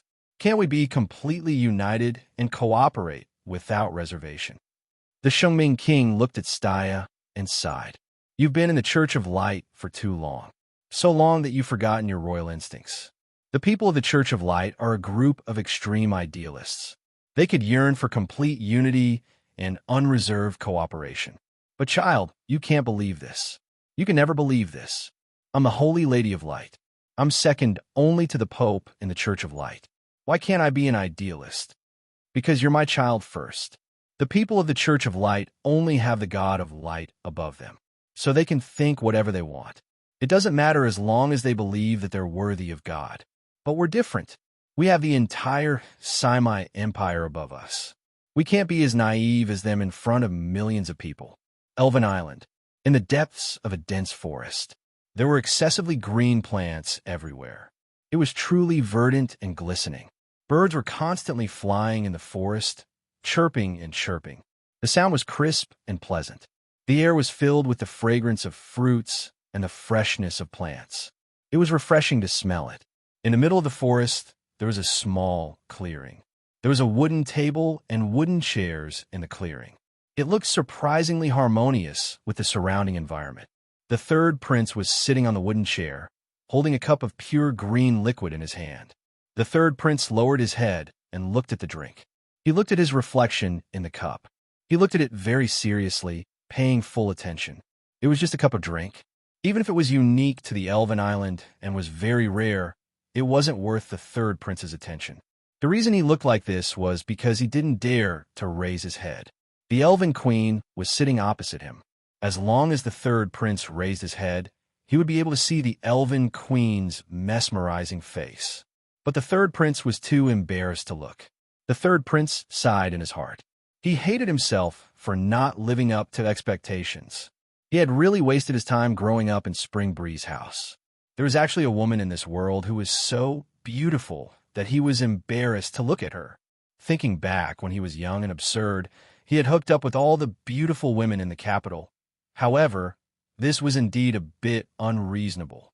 In the past, he had always told Zhao Qi, "There's a beauty that I can't forget when I see her. If I don't see her for a day, I'll go crazy thinking about her." Although Zhao Qi had always taken it seriously and thought that he had fallen in love with her. But in fact, most of those were just words. Most women would forget about it after a few days. There was no such thing as never forgetting when you see her.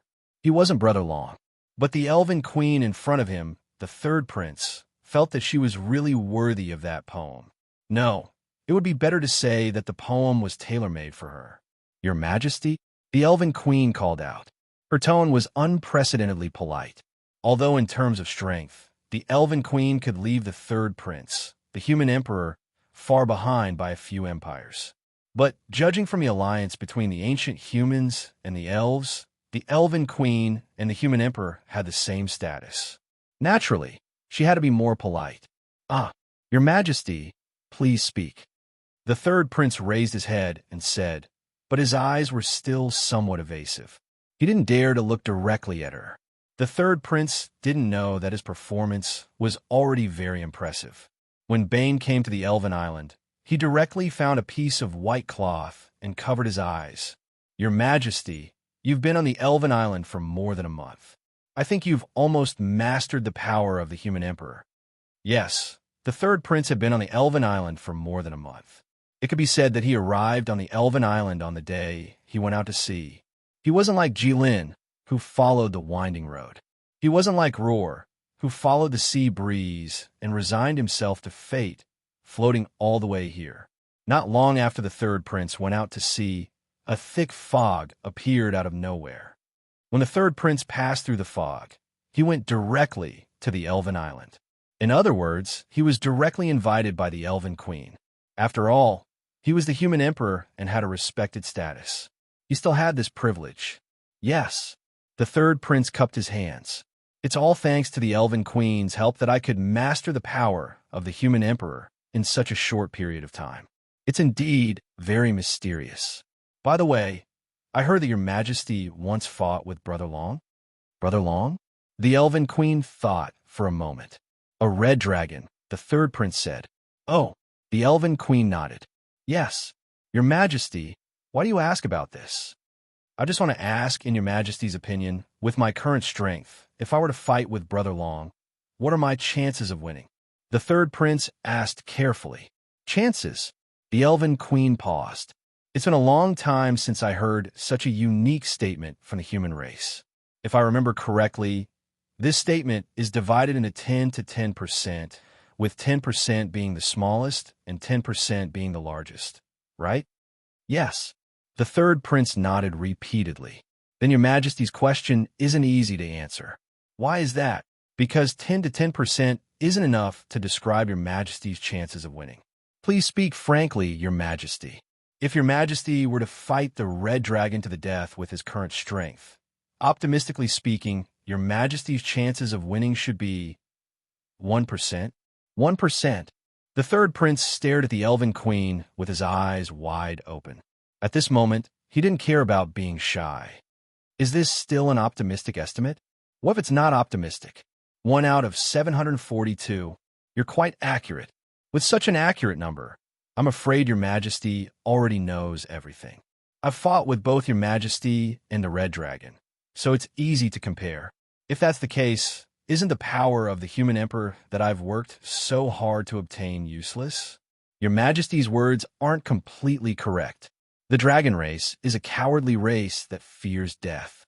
As long as you have 1 out of 742, the red dragon won't dare to fight with you easily. But he dares to fight with you. That's because he's confident that he won't be killed by me. He knows that I can only stay on this elven island, so he dares to provoke me. The third prince thought that this was similar to what Aisha had said. However, Aisha was only talking about Jilin, but the elven queen was talking about the entire dragon race. Haha. 1 out of 742. Now, I have a headache just hearing this number. Your Majesty, to be honest, I came to the island this time not only to learn how to use the human emperor's power from Your Majesty, but also to ask for a favor. Your Majesty, please speak. The elven queen said, but let me say this first. Due to the restrictions of the contract, I really can't help much. I'd like to borrow an arrow from Your Majesty. The third prince said solemnly, I know that I can't defeat Brother Long, but I should be able to attract his attention. The elven queen looked at the third prince and said slowly, You mean, you'll fight with the red dragon, and then I'll sneak attack you? The third prince felt that the air seemed to have become heavier, and he nervously swallowed a mouthful of saliva. Although he had been on the elven island for a month, he had seen the elven queen many times. However, he wasn't sure what kind of person the elven queen was. However, she gave off a very sacred and noble feeling. As for the matter that the third young master was asking for help, even the third young master himself felt a little embarrassed to say it out loud. This was an out-and-out sneak attack. Even in the underworld of the Middle Empire, this was the most despised and despicable move. If someone in the Middle Empire used this move, then that person could basically wash his hands and leave the underworld. Because even if he didn't leave, he wouldn't be able to survive. In the underworld, one had to make a name for himself. If his reputation was ruined, then he wouldn't be able to play anymore. This was the rule of the underworld. However, the third prince didn't know what kind of rule the elven queen valued. If the elven queen thought that he was insulting her or looking down on her, then it would be very bad. Since he couldn't even defeat Brother Dragon, there was no way he could defeat the elven queen. Moreover, he was now on the elven island. From the elven queen's words, even Brother Long didn't dare to set foot on this island. Was he being too rash? What a pity he wouldn't be buried on the elven island later, right? Okay. The elven queen thought for a moment and said aloud, What? The third prince was stunned. He suspected that he had heard wrongly. I said okay. The elven queen said again helplessly, But there's one thing that I have to remind Your Majesty. Your Majesty, please say it. The third prince was overjoyed. He never thought that the elven queen would be so easy to talk to. She didn't seem to take the sneak attack seriously at all. It was as if it wasn't a shameful thing at all, but a matter of course. Thank goodness, thank goodness. Thank goodness the elven queen wasn't from the underworld. If the red dragon is outside the range of the elven island, and if that arrow hits, then I can only shoot one arrow. Your Majesty, please bear this in mind. The elven queen looked at the third prince and said slowly. Her tone was extremely serious. Following the elven queen's words, a gust of wind suddenly blew and thousands of trees swayed. Countless leaves flew in the sky.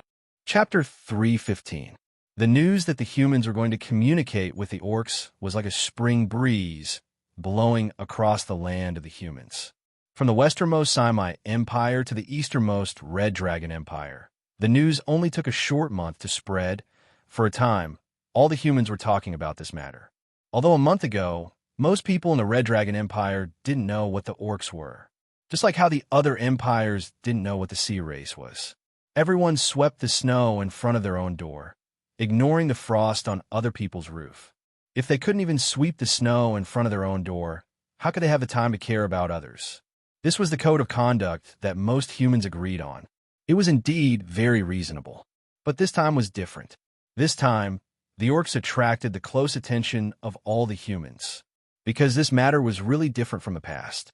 In the past, when the orcs attacked the Nanshin Empire, the humans didn't care at all and went on with what they were doing, because this matter wasn't rare. What was so strange about beasts attacking humans? How many people had the tigers in the mountains eaten? Wasn't this a very normal thing? But now, the beasts didn't attack humans, and wanted to be friends with them. And the humans seemed to be willing to be friends with the beasts. This was a bit strange. Everywhere in the streets and alleys, this topic was discussed. It was hard to not hear it while walking on the streets. Aisha sat by the window of a tavern, holding a fragrant glass of wine in her hand, narrowing her eyes as she listened to all the information around her. The orcs were going to establish diplomatic relations with the humans? What a joke. How much did the orcs hate the humans? It was a blood feud that lasted for generations. Every orc wanted to exterminate the humans. And how could the humans put down their status to communicate with the orcs? In the eyes of the humans, other than their own race, what were the other races worth? They were just a group of barbarians who didn't know etiquette. Sorry, I'm not targeting anyone, but everyone here is trash. Most importantly, even if the two races didn't agree, the current Orc King was the Red Disaster. How long had Jilin wanted to attack the humans? How could he give up? How could he communicate with the humans? What happened during the time she wasn't around?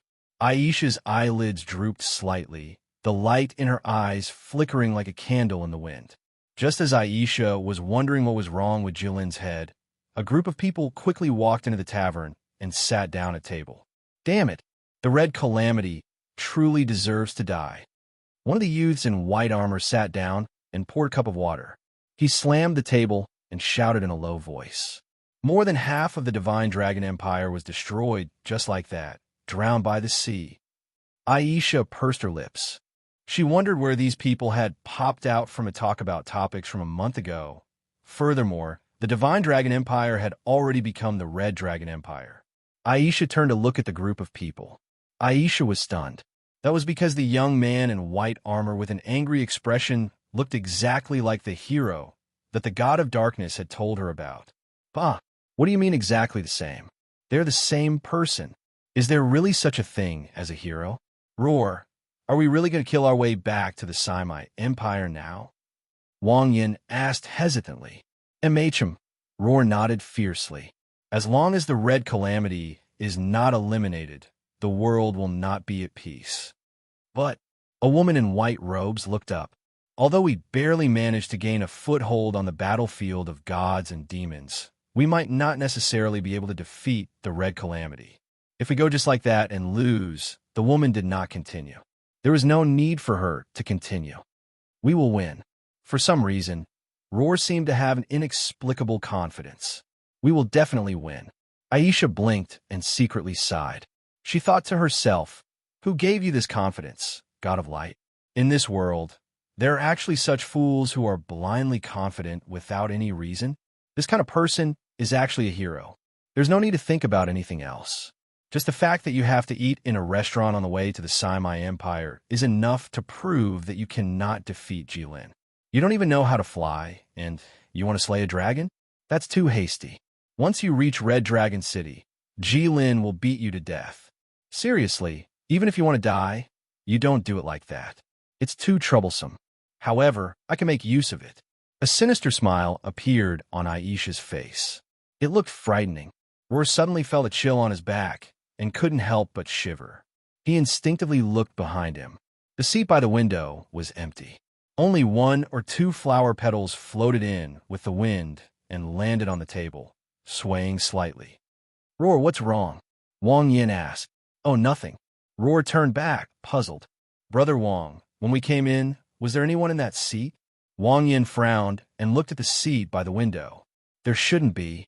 I can't remember. Time flew. In the blink of an eye, 2 months had passed. One day, a 5-clawed dragon rose from the depths of the eastern, boundless ocean and rushed into the sky. It rode on the clouds in the sky and flew towards the west. Wherever it passed, auspicious clouds and purple chi filled the sky. When everyone saw it, they all thought that it was the heavens. They all knelt down and kowtowed. From then on, the legend of the dragon flying in the sky completely replaced the legend of the humans and beasts starting to communicate. It became the hottest topic of discussion. Humans' topics were updated so quickly in the blink of an eye. No matter what kind of earth-shattering event you were talking about, it would disappear completely when a new topic appeared. It was like the snow in spring. It quietly melted into the earth and disappeared without a trace. even if people were filled with righteous indignation or joy for it before. The dragon flew across half the continent and finally landed in the capital of the Middle Empire. The dragon's movement was so grand that everyone in the capital saw it. The citizens of the capital began to cheer because their emperor had returned. They had finally seen the totem that they believed in with their own eyes. The third prince landed in front of the door of his study room with precision. The dragon's body disappeared, and when it reappeared, it was already in human form. Looking at the door that he had not seen for a long time, the third prince felt as if it was a lifetime ago. The third prince pushed open the door and walked in. The man behind the desk in the study room heard the movement and looked up. He was obviously stunned when he saw the third prince. The third prince also froze when he saw the man behind the desk. He had already lifted his leg, but forgot to put it down. He was the Golden King, but compared to that man, he still seemed to be lacking something. The third prince thought to himself as he looked at the man behind the desk who was wearing a bright yellow robe. Father. In the end, it was the third prince who spoke first. Chapter 3:16. Walla Walla. Countless small pieces of gold rolled down from the Golden Mountain, just like the legendary River of Gold. Jilin looked at this scene and felt a little better. However, it was really boring. Jilin suddenly realized that he had nothing to do. The princess had run away, Hero couldn't come, and there were no clues about the son of the human dragon, as expected of the water dragon king of the dragon race. The sword was refined, and the human race and the orc race were on good terms. The human race gave in, and he didn't have to kill them all. In the end, what did the human race's overbearing behavior have to do with him? Anyway, they couldn't bully him. But what should he do now? Jilin took a deep breath. Let's go see the locked-up princess. Jilin, who was in his human form, walked in the passage of the 21st floor and walked in the direction of the princess. Just as he was about to see the cell, after turning a corner, a black figure suddenly jumped out and blocked in front of Jilin. What are you doing? Jilin looked at Bane, who looked like he was facing a great enemy, and asked curiously. He had long noticed that this person was hiding in the corner, but he didn't expect that Bane was actually trying to stop him. What are you doing here? Bane opened his arms and blocked the passage. I'm obviously here to see that human, Jilin said. She doesn't want to see you. How do you know? Even a fool knows. Jilin was helpless. Since there was nothing to do, he wanted to find something to do, but there was someone blocking him in his own home. In the end, Jilin turned around and went back to the Red Dragon Palace. He didn't insist on seeing the newly captured princess. Only Bane was left standing at the entrance of the passage in a daze. That Jilin, when did he become so easy to talk to? Was he stupid?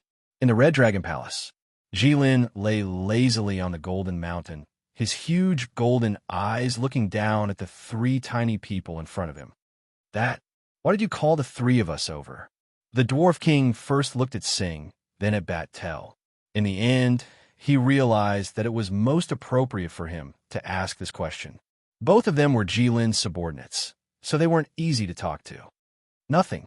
Jilin yawned, causing a scorching wind in Red Dragon Palace. I just want to ask if you're all right. Are you all right now? For a moment, the Dwarf King couldn't figure out what Jilin meant. He blinked and looked at Sing.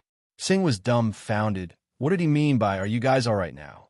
In Sing's memory, Jilin had never spoken like that before. No, it didn't seem like it. It just didn't. Are you all right? The Dwarf King thought for a while and spoke cautiously.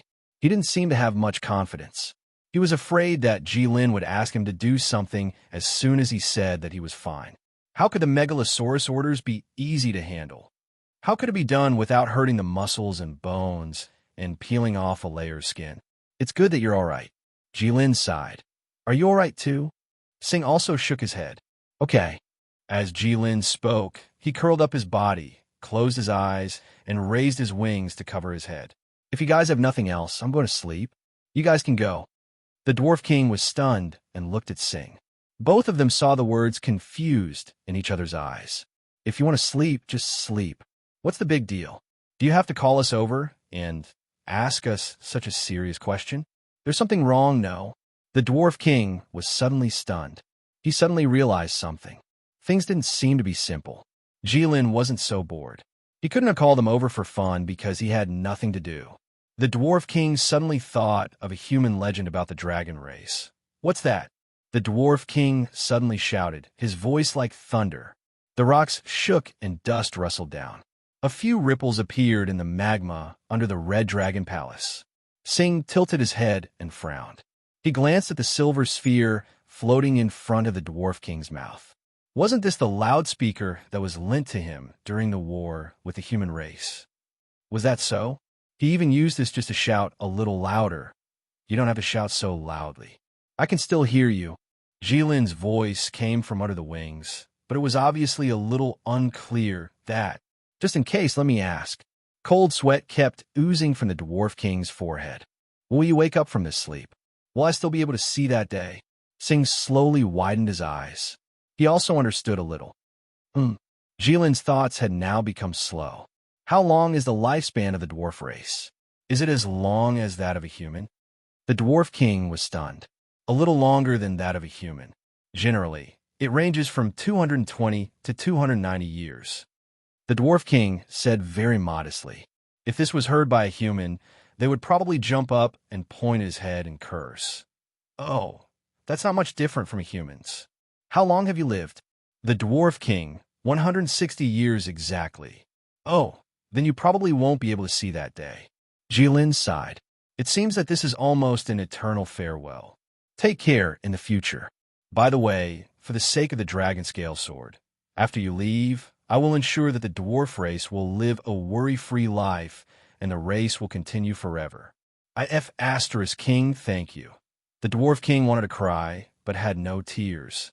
"Why do you say this as if I'm about to die? I still have more than 100 years to live." "What do you mean by not much different from a human, in my opinion? You've slept for more than 100 years. You're the one who's about to die. Then after you fall asleep, can we wake you up?" The Dwarf King thought of this question. "You could try." Jilin was indifferent. "Aisha succeeded once. I think you should be able to do it too. But if it's not something urgent, I don't want you to do this." The Dwarf King gritted his teeth. "What do you mean? If I'm in a deep sleep and you wake me up by force, I'll be very angry." "How angry?" The Dwarf King couldn't help but ask. Even Sing couldn't help but glance at him. "Very angry, the kind that I can't control myself," Jilin said very seriously. "So I advise you to be careful. You helped me make the dragon scale sword. I'm very grateful to you, and I saved your life. I don't want you to waste it. I don't want to kill you by accident." "Kill me by accident? You're so angry when you wake up." The Dwarf King thought for a while and said with determination, "No, you'd better not sleep." "Hey, Jilin, don't tell me he's asleep." The Dwarf King looked at Sing in disbelief. Sing was completely speechless now. He could only point at the Dwarf King and then at Jilin. What should I do?" Chapter 317. Is he asleep? The King of Dwarfs pointed at Jilin and asked. I think so." Sing was a little dumbfounded. "He's going to sleep for 8 to 10 years. That won't do." The King of Dwarfs said, "Now that the humans are willing to negotiate with us and be on good terms with us, it's entirely because they can't defeat Jilin. Moreover, our relationship with the humans isn't stable yet. If Jilin falls asleep at this time, then should I wake him up now?" Sing asked. "Quick." The King of Dwarfs thought for a while and said in a low voice, "We have to wake him up. Otherwise, it'll be troublesome if he falls asleep." "Yes." Sing thought for a while and felt that what the King of Dwarfs said made sense. He directly took out his red greatsword, jumped up high, and slashed at Jilin. Sing used all his strength in this attack. The all-out attack of a legendary expert sent sand and pebbles flying. Its momentum was terrifying and unstoppable. However, when it landed on Jilin's wings, it was like an ant trying to shake a tree. Jilin didn't even move. "It's useless."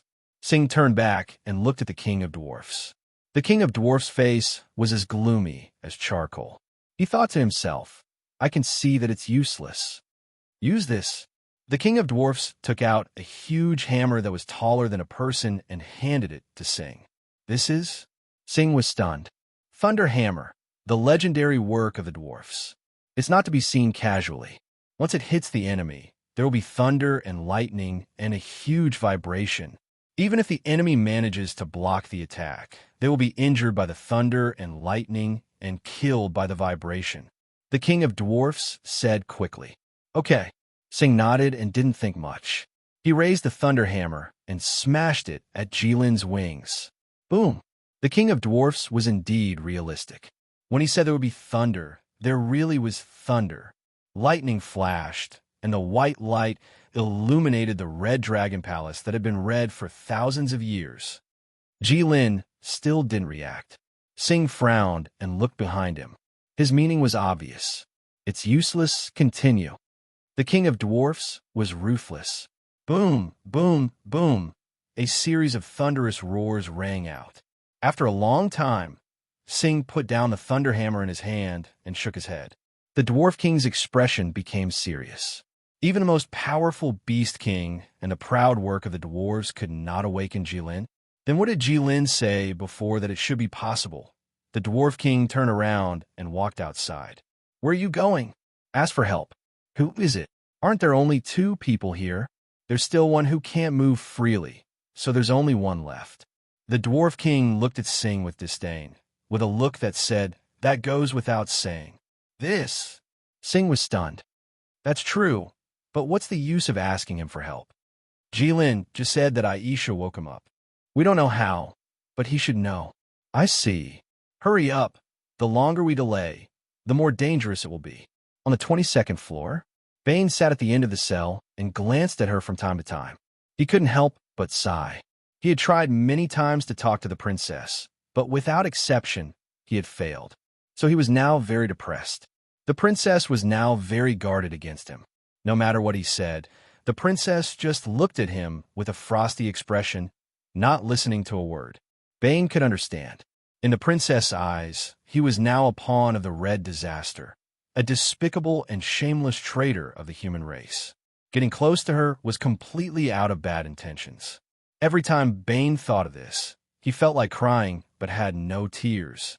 He really wanted to tell the princess that there were only the 2 of them in this place now.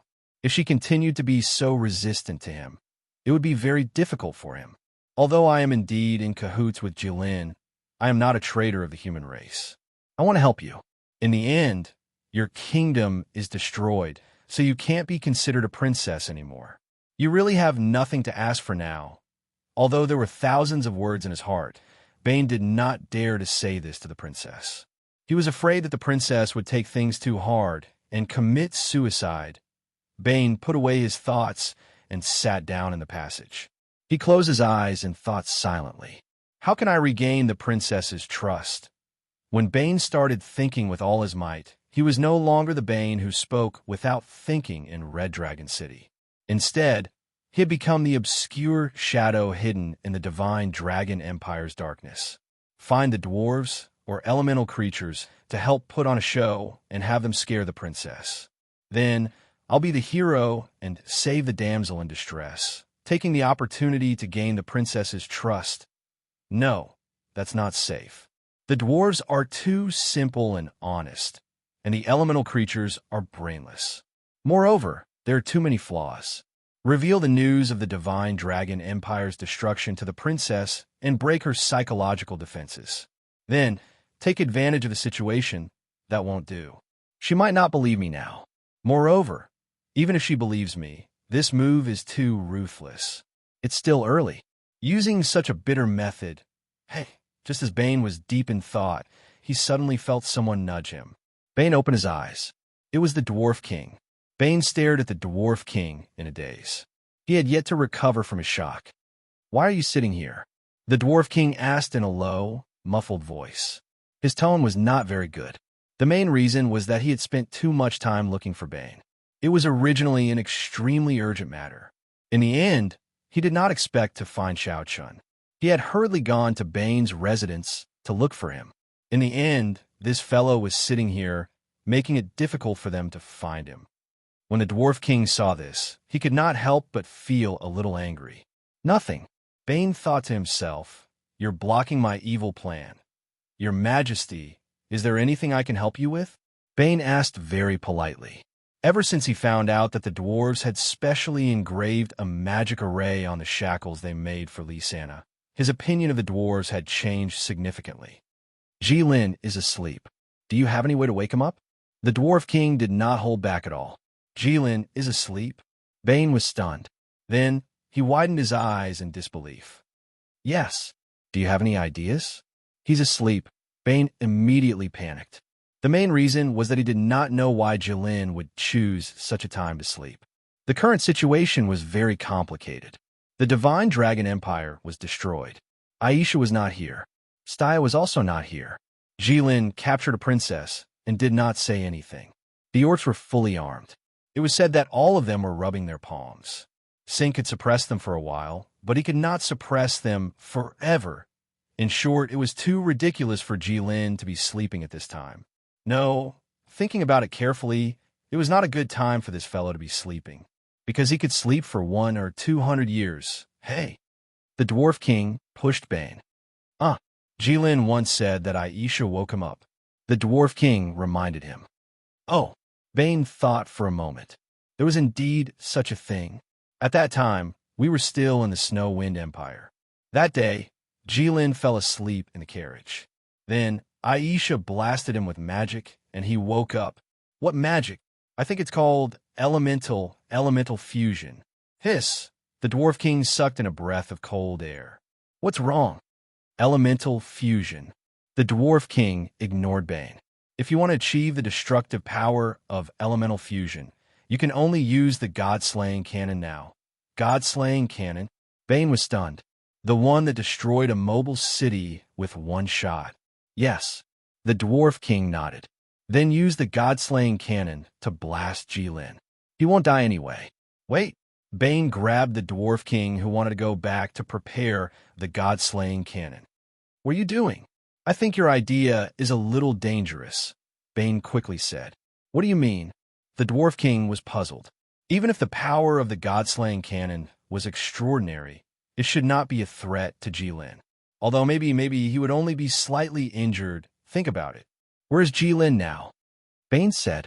The Red Dragon Palace, the Dwarf King said. That's not the point. The point is that he's lying on his pile of gold now. Bane was anxious. If you fire the cannon, Jilin will definitely be fine. But how much of his gold mountain will be left? When Jilin wakes up, he will find that the gold mountain that he worked so hard to accumulate is gone. Think about it. What kind of scene will that be? The Dwarf King only thought about it for a moment, and he felt a chill rising from the bottom of his feet to the top of his head. The Dwarf King shuddered. He thought to himself that it was indeed the right choice to ask this person. Then Jilin can't scream? The Dwarf King asked. If it were in the past, there would definitely be no way. Bane glanced at Lysana's cage. But now, there is. Chapter 3:18. What kind of person was the Dwarf King? With just one look from Bane, the Dwarf King had completely understood and was suddenly enlightened.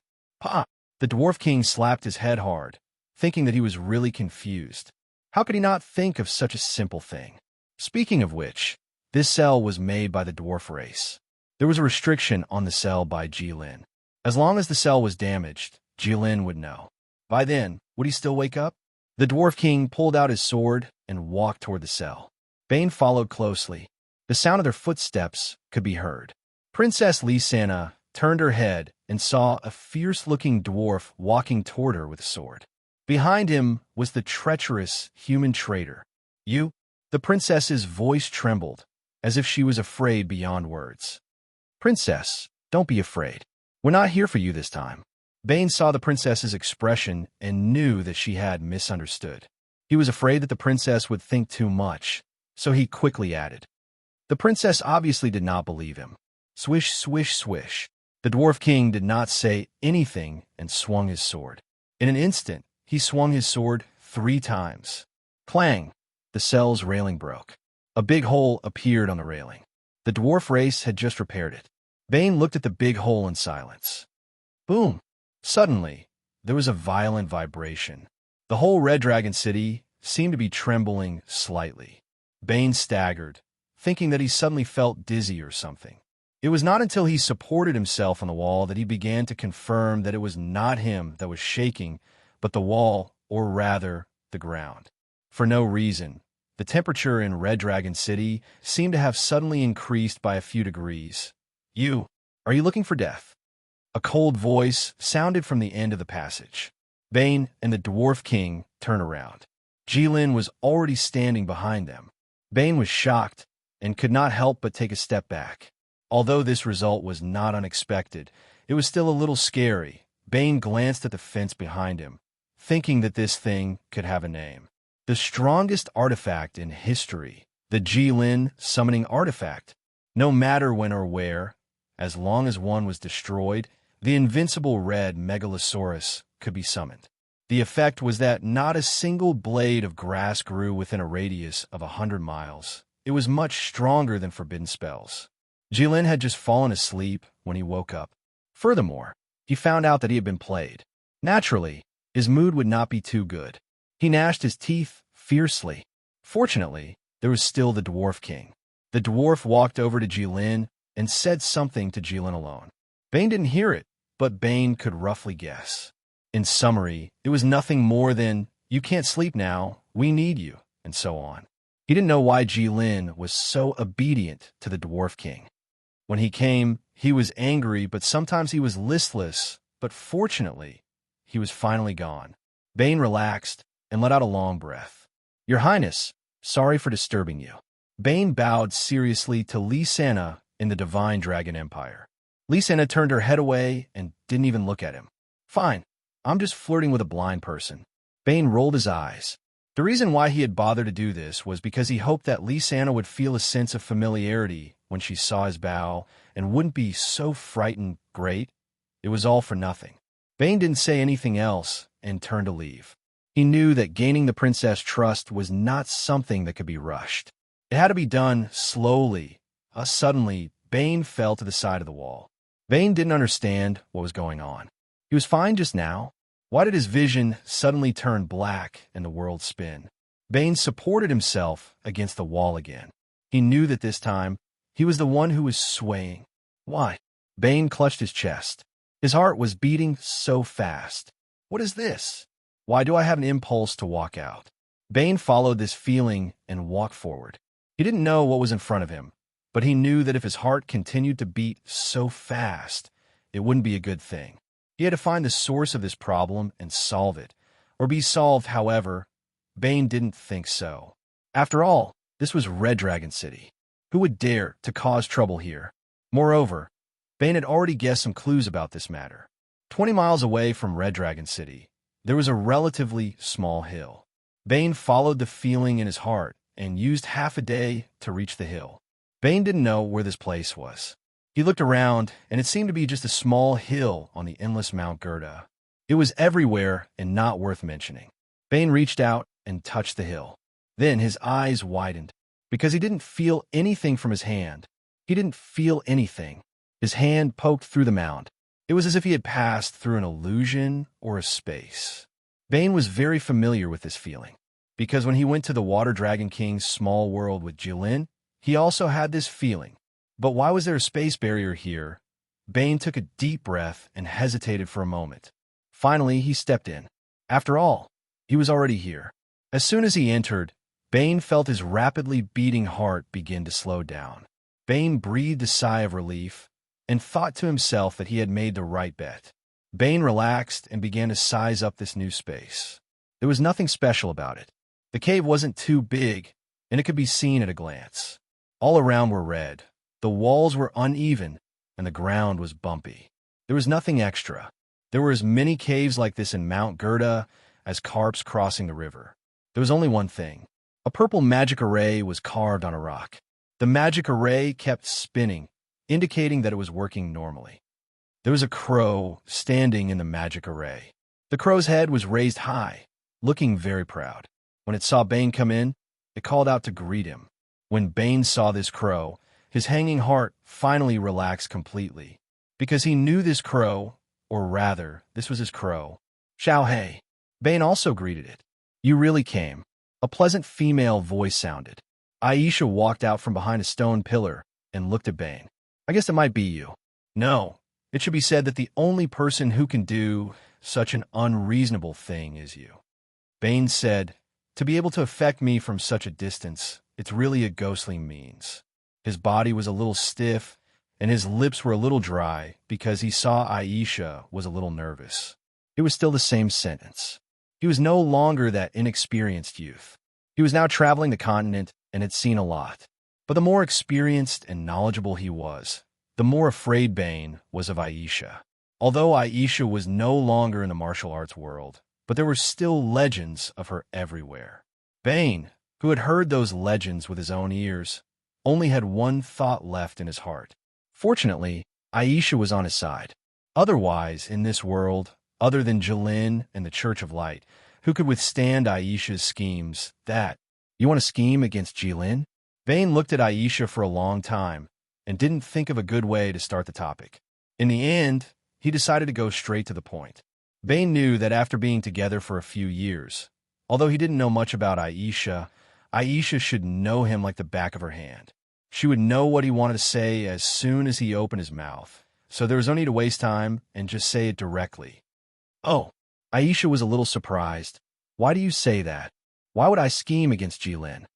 If you didn't scheme against him, why didn't you come to Red Dragon City? Why did you meet me here for this matter?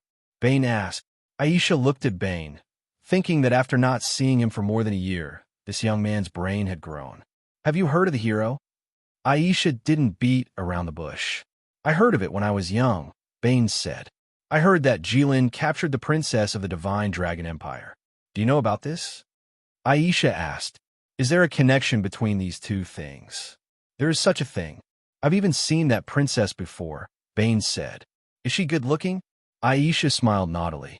Bane's muscles tensed up. He was a little scared. Moreover, how could he answer this question? Of course the princess is an outstanding beauty. However, compared to you, Sister Aisha, she's naturally far inferior. Bane spoke carefully, not even noticing that he had inadvertently used the way of speaking in the Middle Empire. I haven't seen you for more than a year. You've improved a lot. Aisha smiled very happily. Every word is the truth, and every word comes from the bottom of my heart. Bane planned to walk down this path to the end. Do you want to save that princess? Aisha smiled. Yes. Bane didn't even think about it. Chapter 319. Red Dragon Palace.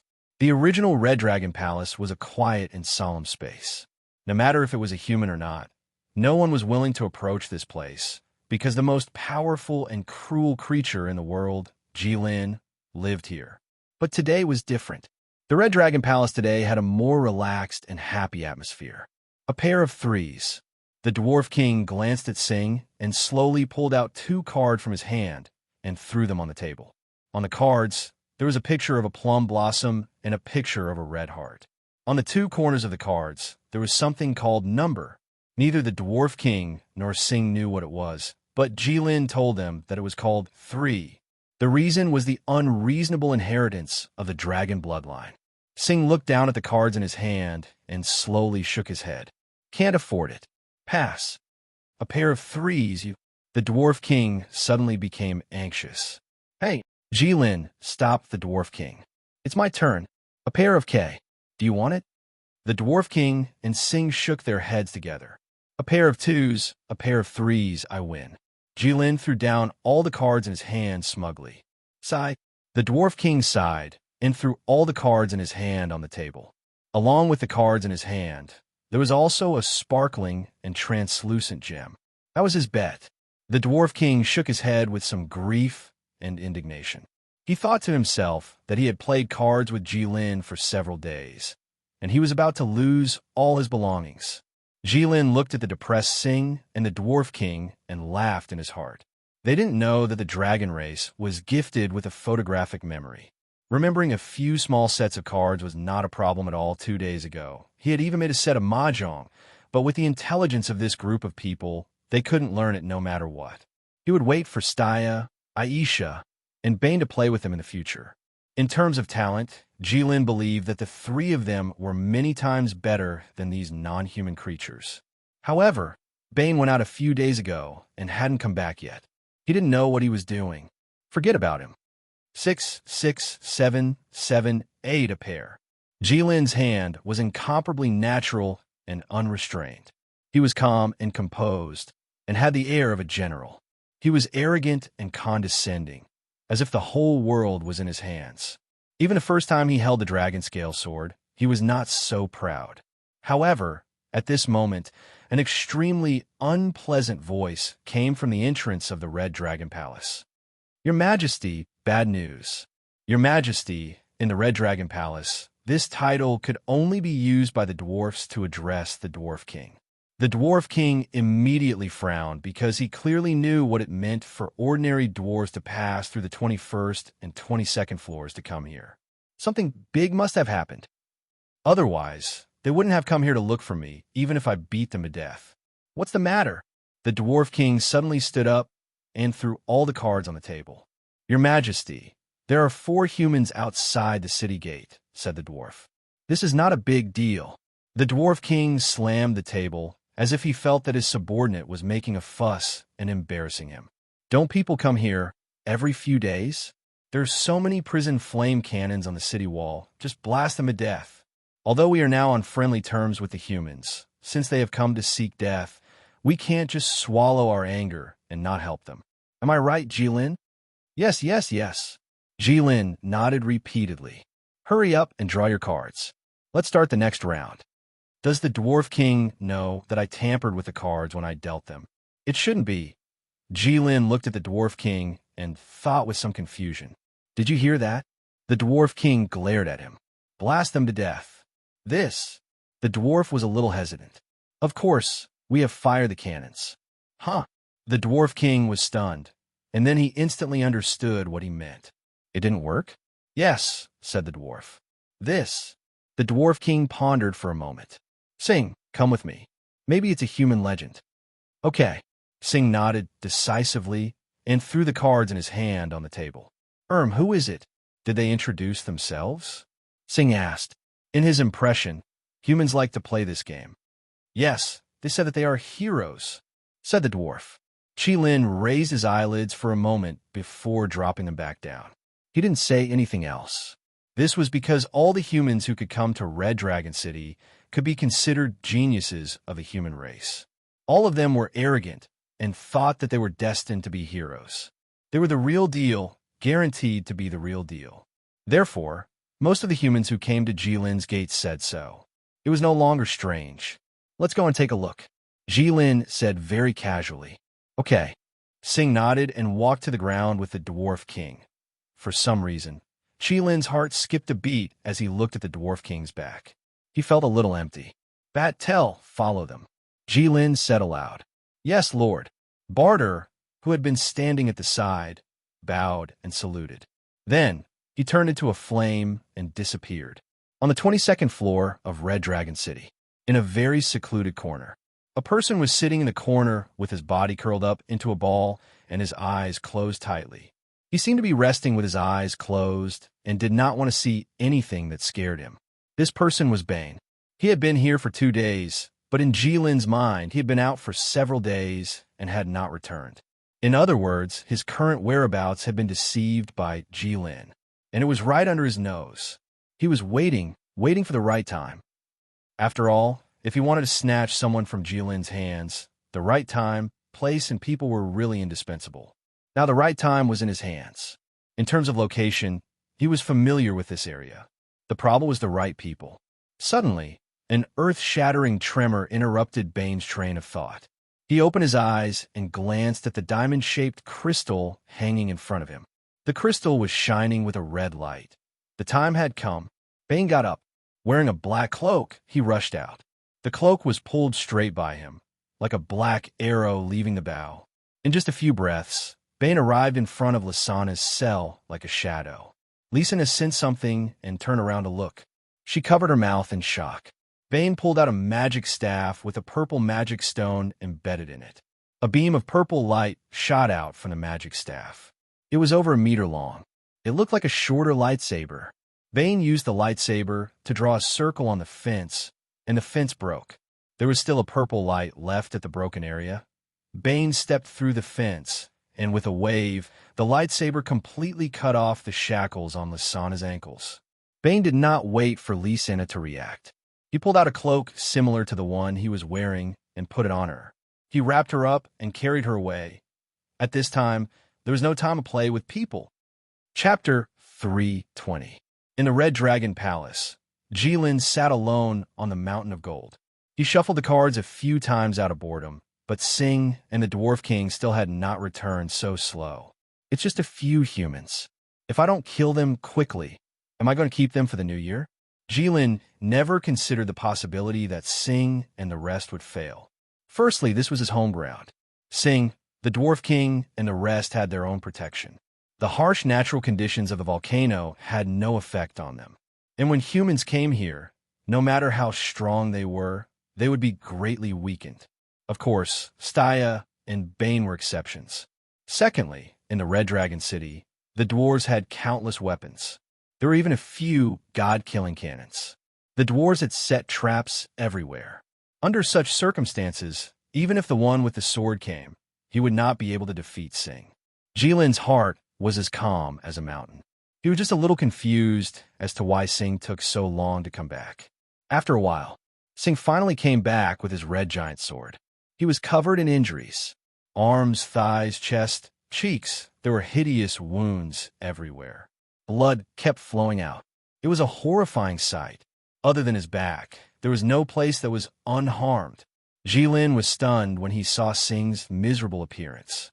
"You are Beast King I lost." Sing's voice was sorrowful. He knelt on the ground with his giant sword and lowered his head that he had always been proud of.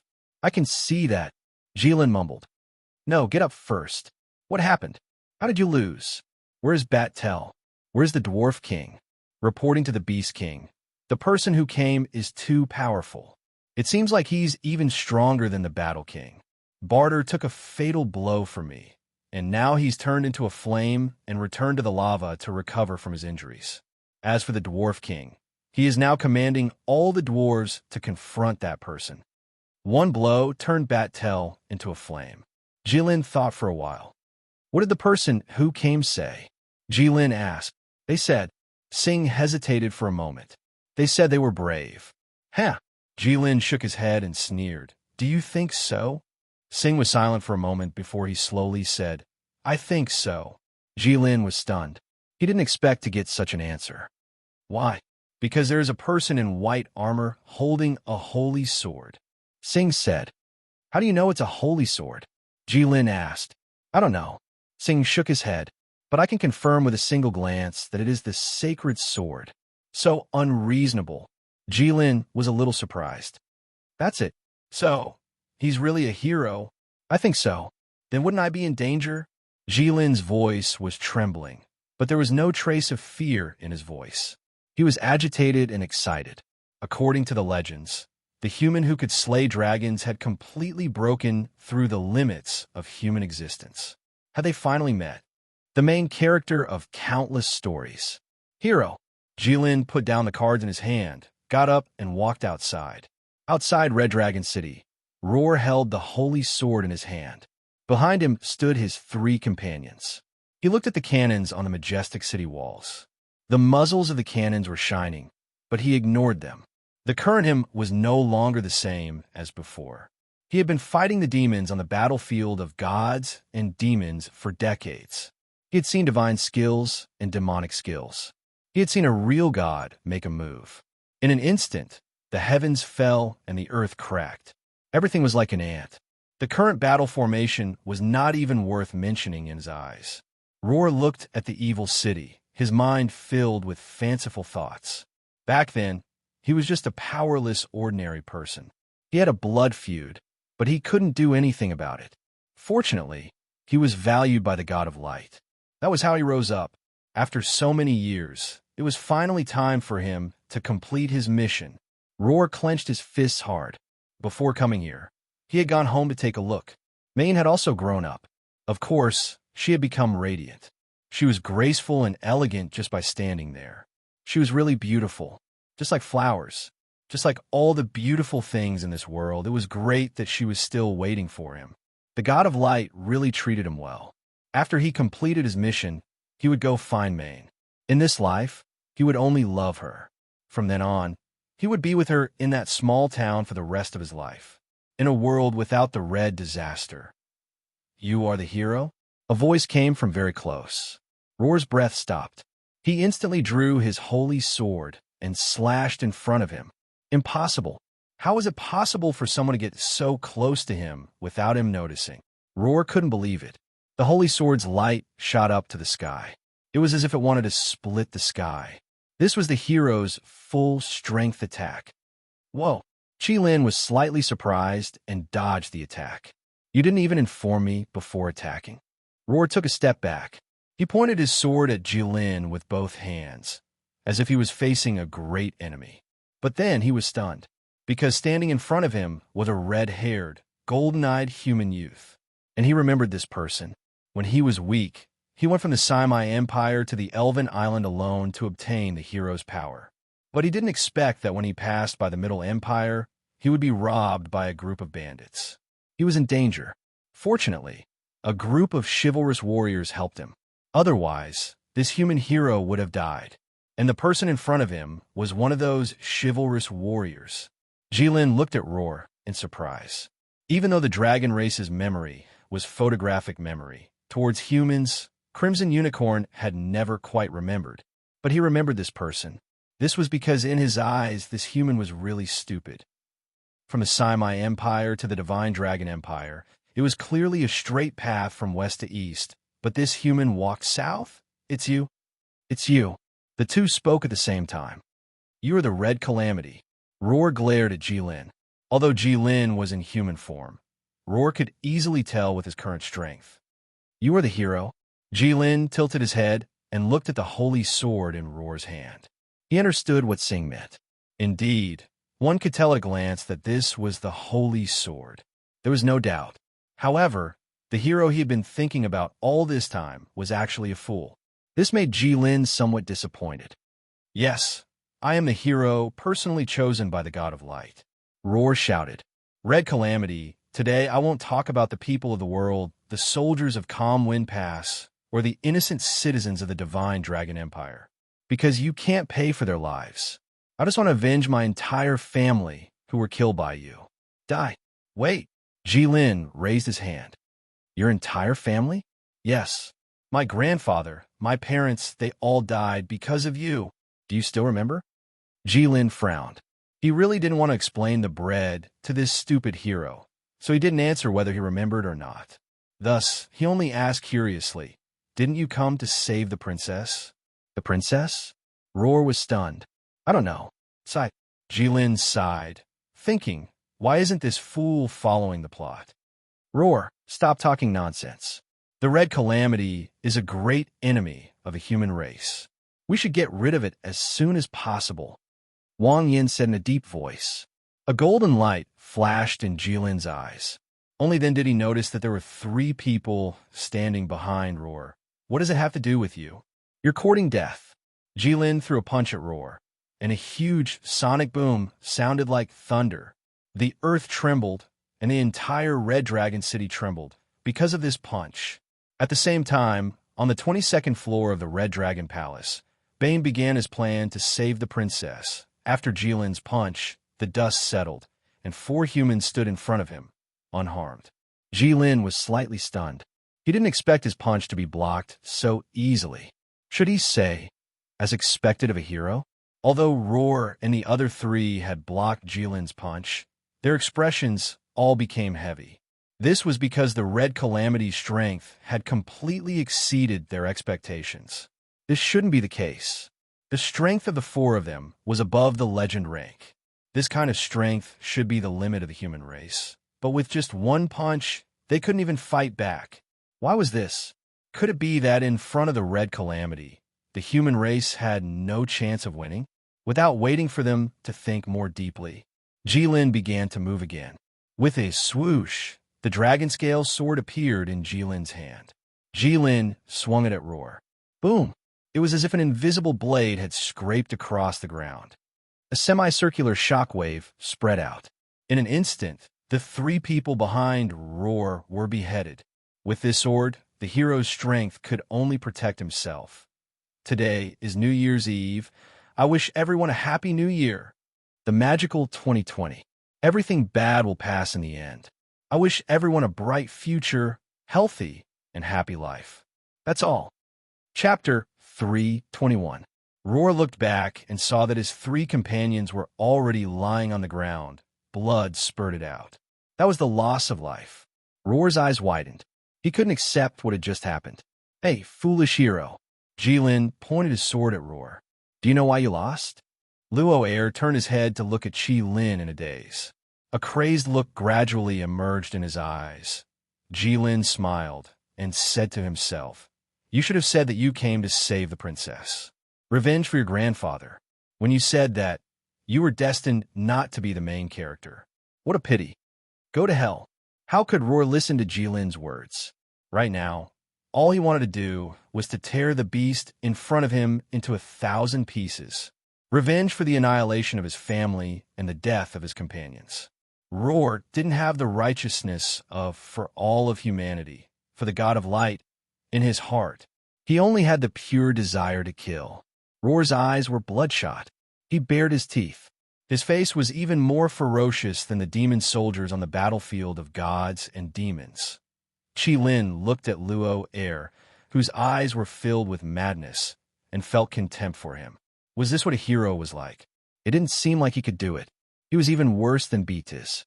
His consciousness wasn't clear, his movements were messy, and there were flaws everywhere. What was his name again? Forget it, it wasn't important. The hero raised the holy sword of light and slashed at the evil Megalosaurus, the Red Disaster. The holy sword's light illuminated half of Red Dragon City. The figures of Qi Lin and Hero were completely hidden within. On the 7th floor of Red Dragon Palace, Lisana was carried on Bane's shoulder as they climbed from the 22nd floor to the 7th floor. Only then did the princess, who had fallen into great shock, begin to struggle violently. She seemed to have just come to her senses. Her slender, snow-white legs began to kick as she struggled with all her might. Bane didn't want to bother with her, but it was difficult to carry her like this. Bane had no choice but to put her down. He pressed down on the hood of the cloak so that she couldn't take it off. Let me go, she cried. Princess, there's no one here. No matter how you scream, it's useless. No one will save you. They will only take you down again. Although Bane wanted to say this, now is not the time to joke. Desperate times call for desperate measures, Bane thought to himself. He then took out his black short sword and drew a line across her beautiful neck. Don't move or I'll kill you. The princess immediately stopped moving, and the effect was immediate. Bane's voice was as cold as frost, without a trace of emotion, but it was precisely because of this that people felt their hair stand on end. He thought that he was a ruthless person who killed without batting an eyelid. After spending more than a year in the underground terrorist organization of the Red Dragon Society, Bane knew very well how to intimidate the enemy. Baring one's fangs and brandishing one's claws was useless. That was called bluffing. Only people with a frosty face who couldn't be fathomed, but who hit the nail on the head when they spoke were powerful. It's great that she'll be obedient after being intimidated. Bane carried the princess again and continued to walk up to the 7th floor. Bane shuttled through the wheat fields, leaving a long trail behind him. The wheat kept pricking Bane's bare hands and calves, which hurt a little. However, the rich aroma of the wheat fields was very pleasant. He could feel a strong sense of satisfaction after taking a deep breath. The dwarves on the 7th floor watched Bane walk across the wheat fields with a black bag on his shoulder. They were all slightly stunned, but then they shook their heads and continued to take care of the wheat fields. This batch of wheat was about to ripen and could be brewed into ale soon. They couldn't be careless. The 7th floor of Red Dragon City was used by the dwarves to grow wheat. It was clearly underground, but they could still grow wheat. This was a miracle that could only happen when the dwarf race's persistence collided with Qi Lin's heaven-defying strength. In order to create a natural environment to grow wheat under Red Dragon City, how many high-level spells did Jilin learn and use? Countless precious magic scrolls were the dwarves' treasures. They were all rewards given to the dwarves by the humans. At that time, Jilin took a look and learned them all. Bane felt terrible when he saw them. At the same time, he once again recognized Jilin's strength. Bane looked at the wheat fields underground, the blue sky, and the white sun. He was already comparable to a god. Bane suddenly felt the weight of the princess on his shoulder. Others didn't know, but he knew very well how important the princess was to Jilin. And now he was running away with the princess and in Jilin's house. If Jilin found out, what would happen to him? Bane felt creeped out just thinking about it. This was somewhat similar to going to the divine realm to steal the treasures of the gods. The image of the gods in the eyes of humans was often very stingy and cruel. Jilin once said that there was a god called Prometheus who stole the fire of the gods and gave it to humans. Later, he was locked on a mountain by the god King Zeus and had an eagle peck at his internal organs every day. There was also a god called Sha Wujing, who was originally a general in the heavens. Later, he accidentally broke a glass cup and was banished to the river of quicksand by the Jade Emperor. He suffered the pain of a sword piercing his heart all day long. Bane felt that although they didn't know each other, they really had a lot in common. They were both made to beg for death, so they could be regarded as fellow sufferers empathizing with each other.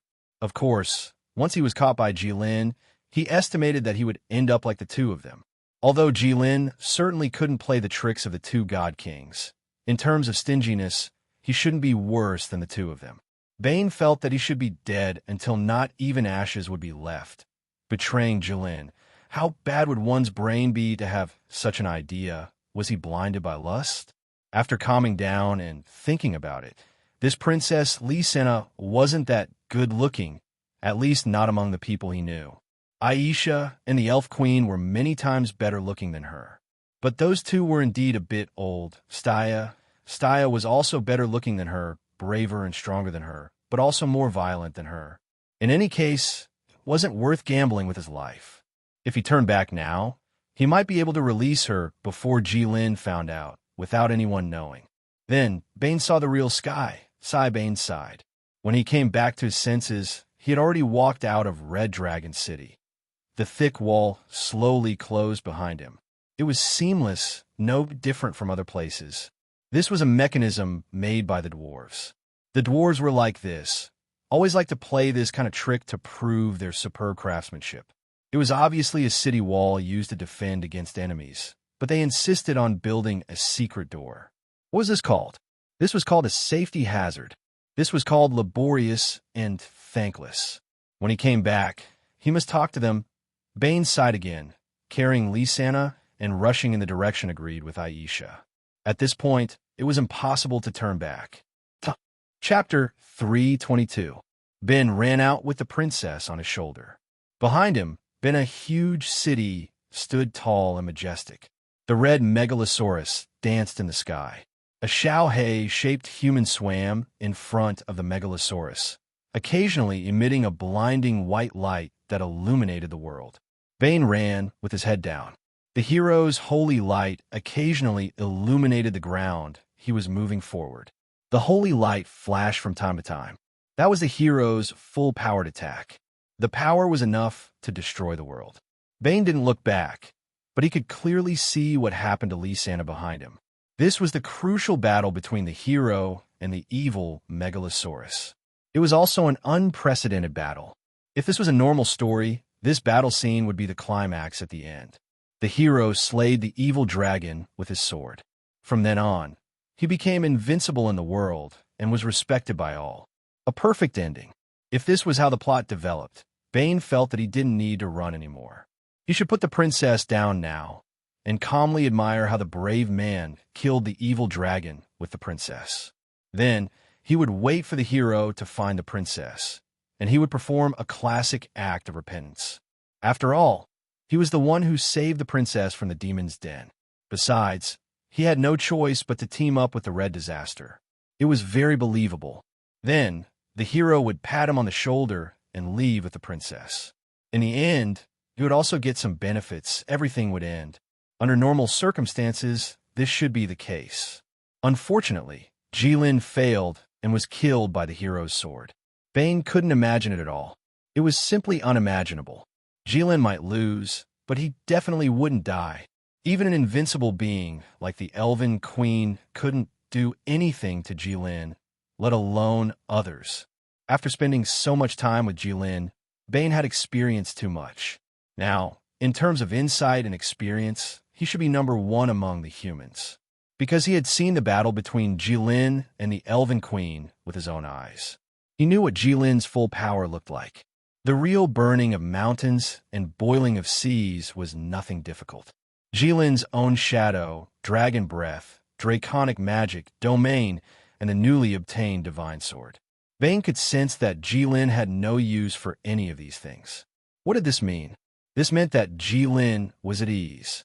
This meant that the hero was dead for sure. This meant that he still had to run. What kind of King hero was that? Trash. If he could fight with Jilin until both sides suffered, would I have to run away in such a panic? He had come all the way here to slay a dragon, but in the end, the difference in strength between him and the Megalosaurus was so huge. What are you doing here? You're courting death. Bane cursed in his heart because his legs really hurt from running. For so many years, he had never carried a person and ran for so long. He wanted to look back, but he didn't dare. He was aware of Jilin's terrifying strength. Perhaps Jilin would be able to sense it as long as he turned around. Damn it, why did I take this risk? Bane wiped the cold sweat off his forehead and rushed into the cave where Aisha was hiding. Sister Aisha, I brought her. Let's go. Bane put the princess down, panting and sweating. Where can we hide? Don't worry. Aisha looked at Bane in shock. She didn't expect this person to be able to sneak someone out of the heavily guarded Red Dragon City. Princess Lysana, sorry to offend you. Bane let go of the princess and took off the cloak covering her face. You're safe now. Lysana looked at Bane with a gaze that she had never looked at before, and then bean-sized tears rolled down her cheeks. Bane felt a headache coming on. Men would get a headache when they saw a woman cry. Let's go, Bane urged as he broke out in cold sweat. Don't worry, the array needs some time to prepare. Aisha looked at Bane. She could see that Bane was panicking. What's wrong? Are you regretting it? Are you scared? Of course. That's Jilin. I actually betrayed him. Bane was a little anxious. He wanted to say nonsense, but he didn't dare to say in front of Aisha. He was still a coward. Why didn't you prepare the array in advance? Bane asked.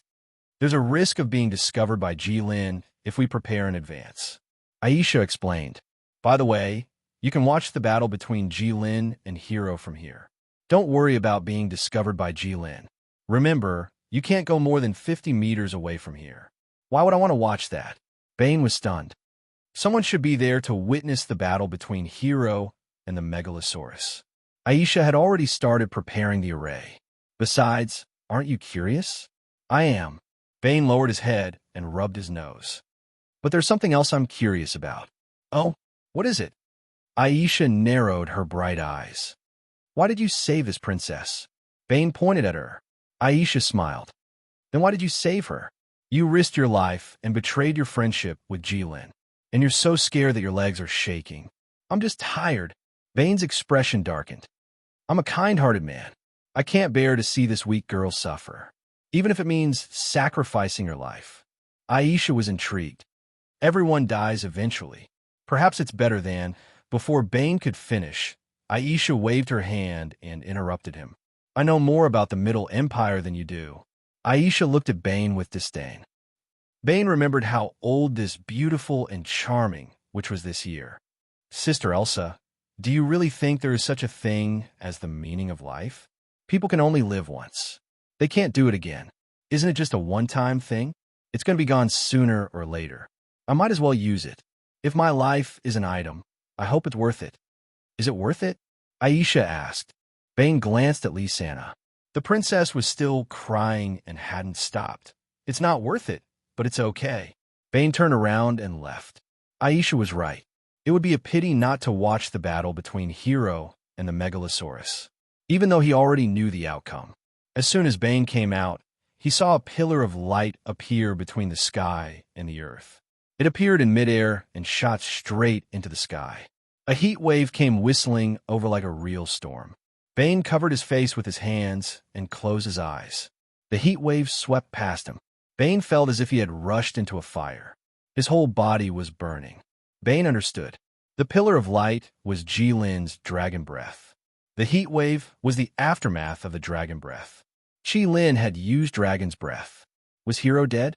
Bane suddenly saw a Xiao Hei dot separate from the dragon breath. It drew a high arc in the air as it fell in his direction. Bane's eyes followed the black dot closely. He slowly raised his head. Oh, it flew so high. It was really far away. Slowly, Bane saw the black dot. It looked like a person. Bane was shocked. What was going on? Bane calmed down and instantly understood what was going on. It was easy to guess. At this time, all the humanoid creatures in Mount Gerda were behind him. The only exception was Hero, who had just arrived today and wanted to slay the dragon. That meant Hero was hit by Jilin's dragon breath and was sent flying high into the air. Then his corpse flew toward him. TSK. Bane smacked his lips. He thought to himself, how unlucky. If Hero's corpse was nearby, then Jilin might come as well.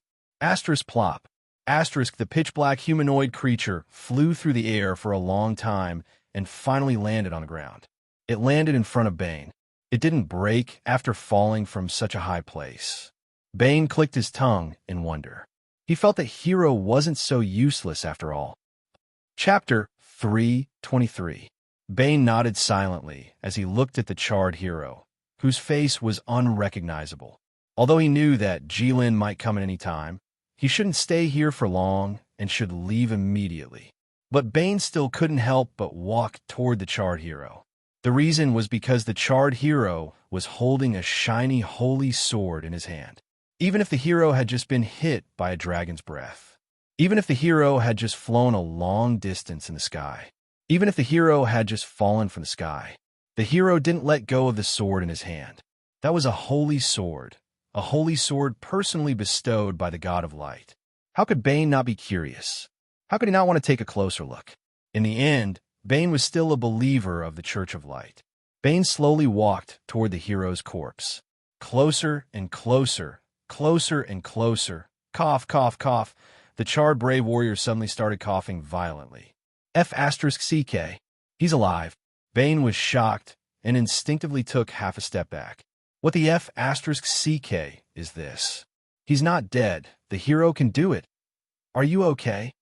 Bane reacted and hurriedly ran over to help the Hero up. He wanted to see what the Hero looked like.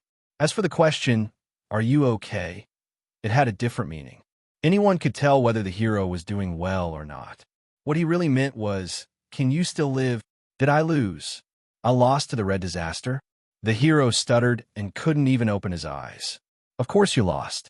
You lost miserably. It's only natural that you lost. You lost honorably. Bane gently wiped the Hero's face. Then he was stunned and couldn't help but exclaim, "It's you?" Hearing Bane say this, the Hero was also surprised. He tried to open his eyes and was also stunned when he saw Bane. How could it be you? Shadow, storyteller of auspicious Cloud City.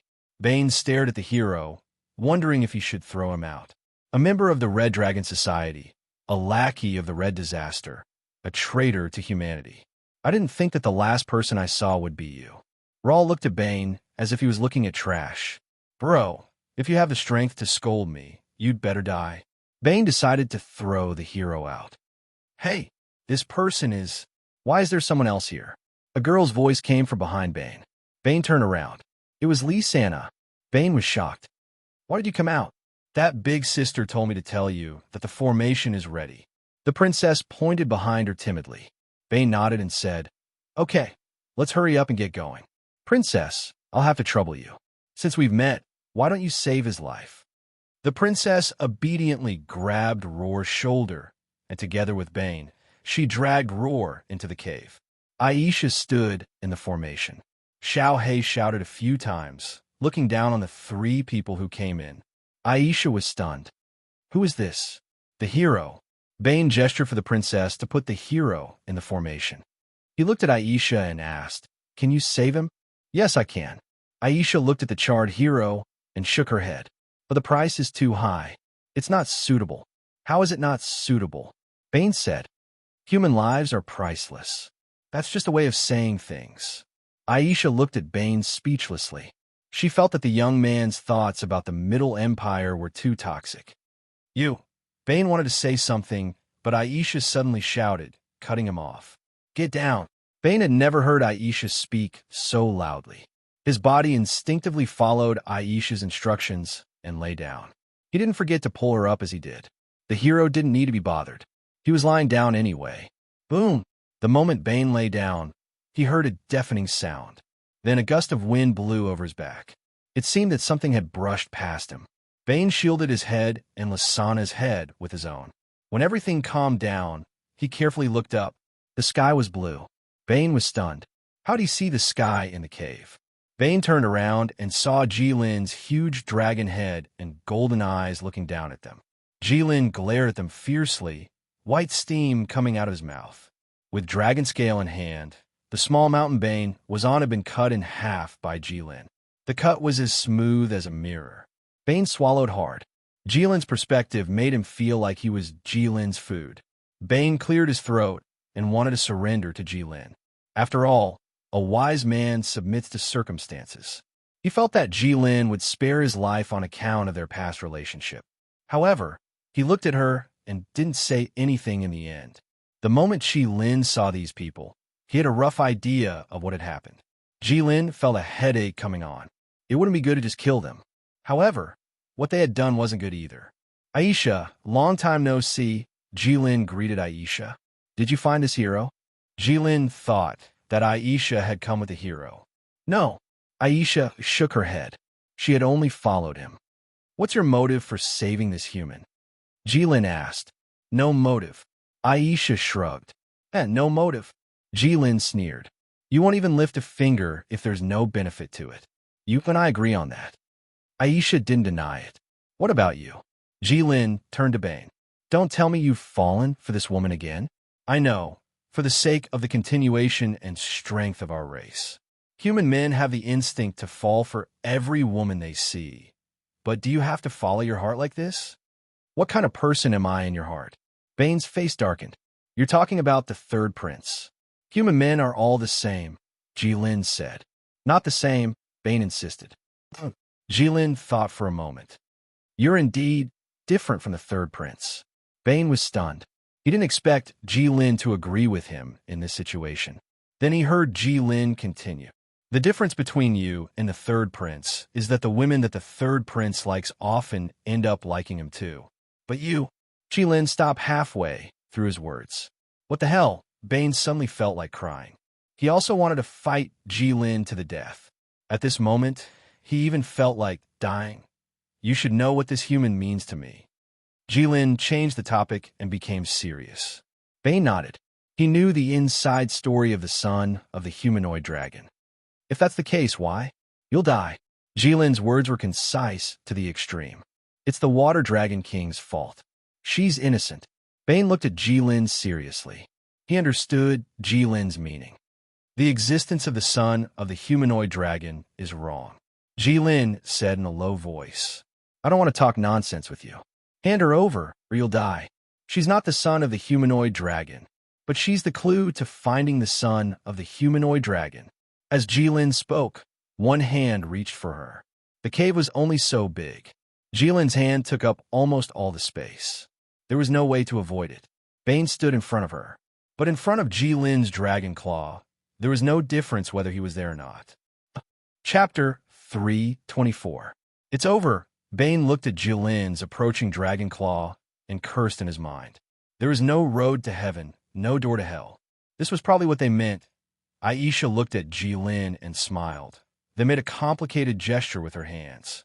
A huge purple magic circle rose from the ground. It blocked Jilin's dragon claw for a moment. It's useless, Aisha. Jilin's voice was slightly smug. The moment I saw you, I activated my territory. Don't freeze the space within my territory. You won't be able to travel through space. Bane looked back at Aisha and thought, Jilin really thinks highly of you. He didn't use his territory when he fought with the hero for so long, but he activated it as soon as he saw you. However, this also meant that their last path of retreat had been cut off. Haha. Although you've grown a lot, you're still too naive. Aisha smiled. Jilin, We'll talk about it the next time we meet. That day will come. As soon as Aisha finished speaking, there was a flash of purple light, and Jilin's 4 subordinates disappeared. The teleportation was a success. Impossible. Jilin was stunned. In the next moment, he began to sense Bane, Aisha, and Lasana's location. The teleportation was a success. There was no point in thinking about why it was successful now. The most important thing now was to find the black-haired woman. Aisha and Bane both had his own wards. The black-haired woman also had his own mark on her. Normally, he should be able to sense them instantly. No, he couldn't sense them. Aisha, it was her. It was the same when she left after writing a letter.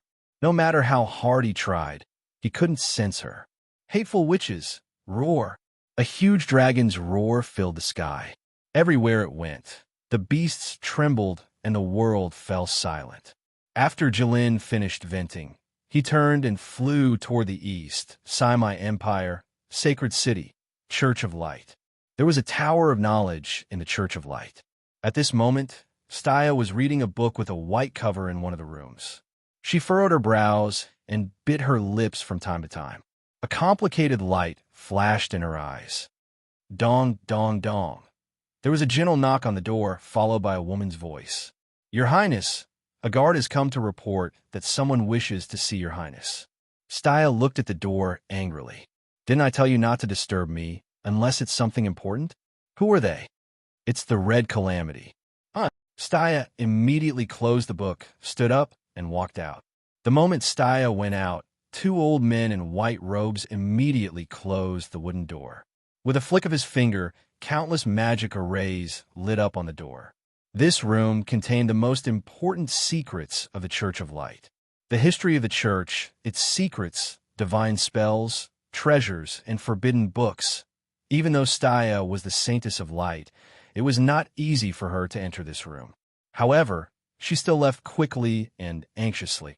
She could still be heard complaining about the maid who came with her. Why are you still talking about royal etiquette at this time? What do you mean by someone wishes to see Your Highness? Is he even human? The little maid pouted, looking very aggrieved. She had already written the maid rules that she could not panic no matter what happened.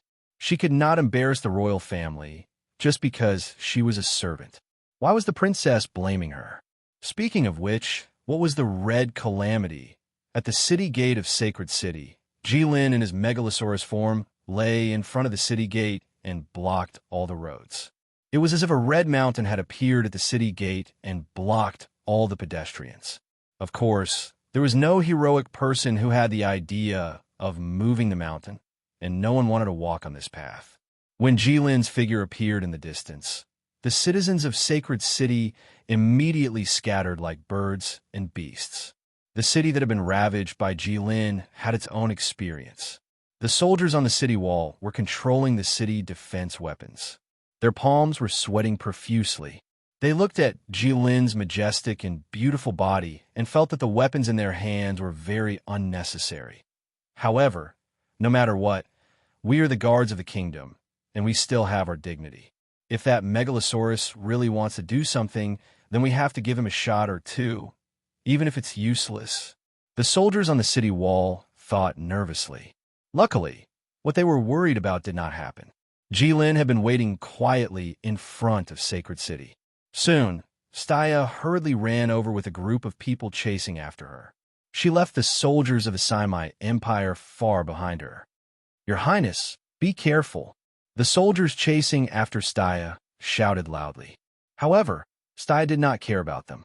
Jilin must have come to find her because something important had happened, and it was the kind that could not be delayed. Otherwise, with Jilin's personality, he would definitely have sent the Dwarf King or Sing to communicate with her. What happened? Staya asked directly. Aisha has appeared, Jilin said in a low voice. The voice of a dragon was majestic and loud. Even if Jilin did not deliberately raise his voice still traveled clearly into the ears of everyone nearby. Aisha, whispers immediately rang out from the city walls and within the city. Countless people whispered timidly, and when they gathered together, it became a noisy noise. A golden light flashed in Jilin's eyes. He looked at Staya, meaning what happened to them. The word Aisha was definitely a word that could not be mentioned in the Sinai Empire. The devout believers of the Church of Light felt that saying this word was blasphemy to the God of Light. Hearing this word was equivalent to dirtying their ears. The people of the Sinai Empire had their own name for Aisha. For example, evil witch, old witch, heretic, devil, nothing continue. What else? Staya did not want to explain this to Jilin. Aisha and Bane colluded and stole that black-haired woman. Jilin was getting angrier as he spoke. In the end, fire was even coming out of his mouth.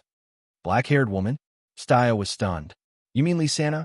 Staya's eyes flashed with gratification and happiness. Bane was quite capable. He actually saved someone from Jilin's hands. I think that's her name, Jilin said after thinking for a while. You've already caught her. Don't you remember her name? Staya was suddenly angry for some reason. No need, Jilin said calmly. Staya was stunned again. She understood what Jilin meant. To Jilin, Lysana was not a person. She was just a clue to find the son of the Draconid. You can't find them? Staya guessed. If Jilin could find them, he would not be here talking to her. Yes, Aisha. You know what I mean, Jilin said. Yes. Staya nodded. She understood what Jilin meant. Then why are you here? Don't tell me Aisha came back to join me? That's not it. Jilin shook his head. I just want to ask you to help me pass on a message to Third Young Master. Hand over that person to me within a month. Otherwise, all the orcs, dwarves, and oceanic species will start a war with the humans. What? Staya was shocked. How does the third prince know where she is? I don't care. Jilin snorted. He flapped his wings and created a gust of wind as he flew towards the west. Jilin, wait. Staya shouted. Remember, 1 month. Jilin's voice came from afar. Jilin's figure had already disappeared from the horizon. Chapter 3:25. Middle Empire, the capital city. Zhuge Zhang sat in front of his desk as a lamp slowly lit up on the table. It was late at night. The Prime Minister was still conscientiously dealing with political affairs. The 2 stacks of documents on the table seemed to indicate that the Prime Minister would not be able to rest for a while. The flickering light illuminated the Prime Minister's face, making it seem like he was in a dilemma. The servant standing at the side saw the changes on the Prime Minister's face and picked up a small pair of iron scissors to cut the candle that was too long. Then he changed the cold tea in the Prime Minister's hand to a hot one before standing back. He lowered his head and looked like he had fallen asleep. The lamp stabilized. The Prime Minister raised his head and looked at the servant. His expression was full of praise. This person had followed him for many years and was extremely compatible with him. The servant knew that the Prime Minister looked at him, but he did not say anything and pretended not to know. He thought to himself that the Snow Wind Empire's eternal lamp could be easily found in the Prime Minister's residence. If you were to use one at this time, why would you need to do it yourself? However, he could also understand the clan head. After all, he was a scholar and liked to play with these feelings, reminiscing about the past and such useless things. Burning the night to read. There must be a lamp to light up. Dong, dong, dong. Dong, dong, dong. Suddenly, a series of knocks sounded from the door. It was so late at night. How could the Prime Minister's door be knocked like this? The Prime Minister was stunned and raised his head to look at the door. The servant had already opened his eyes. His gaze was incomparably sharp, completely different from his sleepy appearance from before. He was even mentally prepared for the clan head to be assassinated. Shaoan, go and take a look, Zhuge Zhang said faintly. But clan head, the servant was obviously a little hesitant. If this was the enemy's plan to lure the tiger away from the mountain, if something happened to the clan head, 1,000 deaths would not be enough to make up for it. Go. The Prime Minister took a sip of tea. This is the capital, and it's not the same as before. There's no need to be so careful. In the end, the servant didn't disobey the master's order. After saluting Zhuge Zhang, he turned around and left. Zhuge Zhang was definitely a smart person, and the characteristic of smart people is that they think funny. In other words, he was overthinking.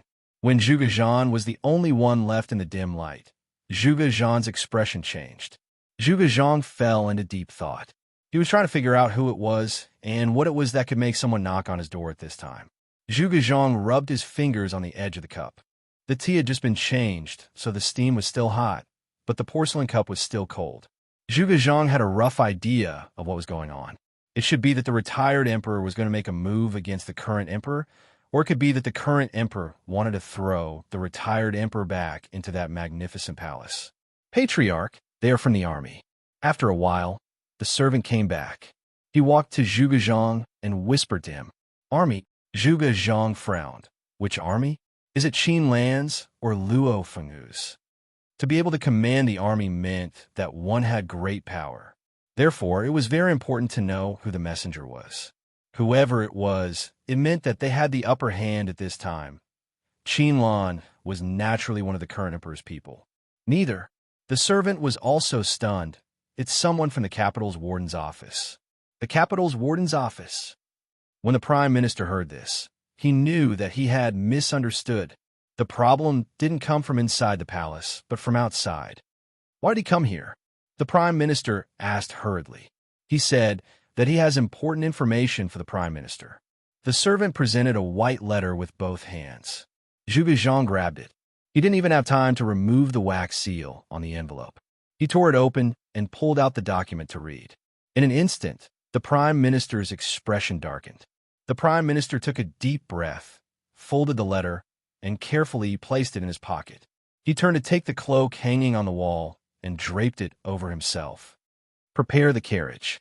I'm going to enter the palace. Yes.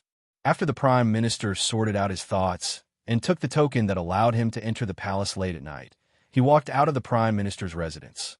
When he reached the door, there was already a carriage parked at the entrance. The servant sat at the driver's seat.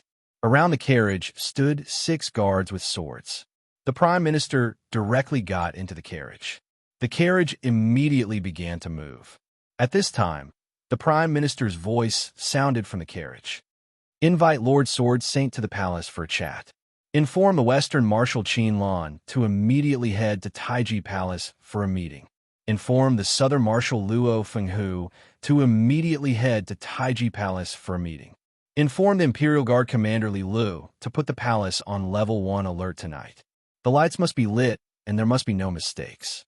In Taiji Palace, the Prime Minister raised his head and looked at the 2 destined sons in dragon robes. He felt a bit of a headache. Since the founding of the Middle Empire, when had such a scene ever happened? It was not a good thing for 2 sages to rule the same dynasty. Imperial Father, it was because I went to Elf Island that I had no choice but to trouble you to temporarily take over the court. Now that I have returned, why don't you rest in peace? This way, you and I can be careless for the world and fulfill my filial piety. The third prince, Liu, said sincerely, "It's finally begun." The Prime Minister curled his lips in his heart. But then again, the current His Majesty had really made a lot of progress. His words were both soft and hard. Compared to his unbridled and unrestrained manner in Spring Breeze restaurant, he was like a completely different person. "Hey, what are you saying, my son?" Retired Emperor Li Zheng spoke. "Your Majesty? Retired Emperor?"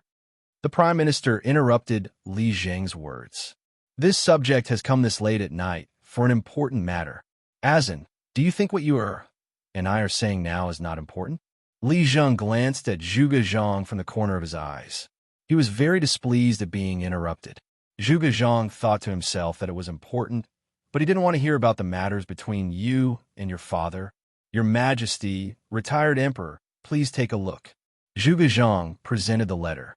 At the same time, he ignored Li Zheng's fierce glare and said, "The Red Calamity wants to start an all-out war with the human race." Gasp! As expected of father and son, they both gasped at the same time. How can this be?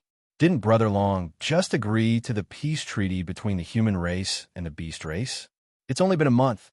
How can this be? Liu asked. Li Zheng had already taken the letter in his hand and read it carefully. Where did this letter come from?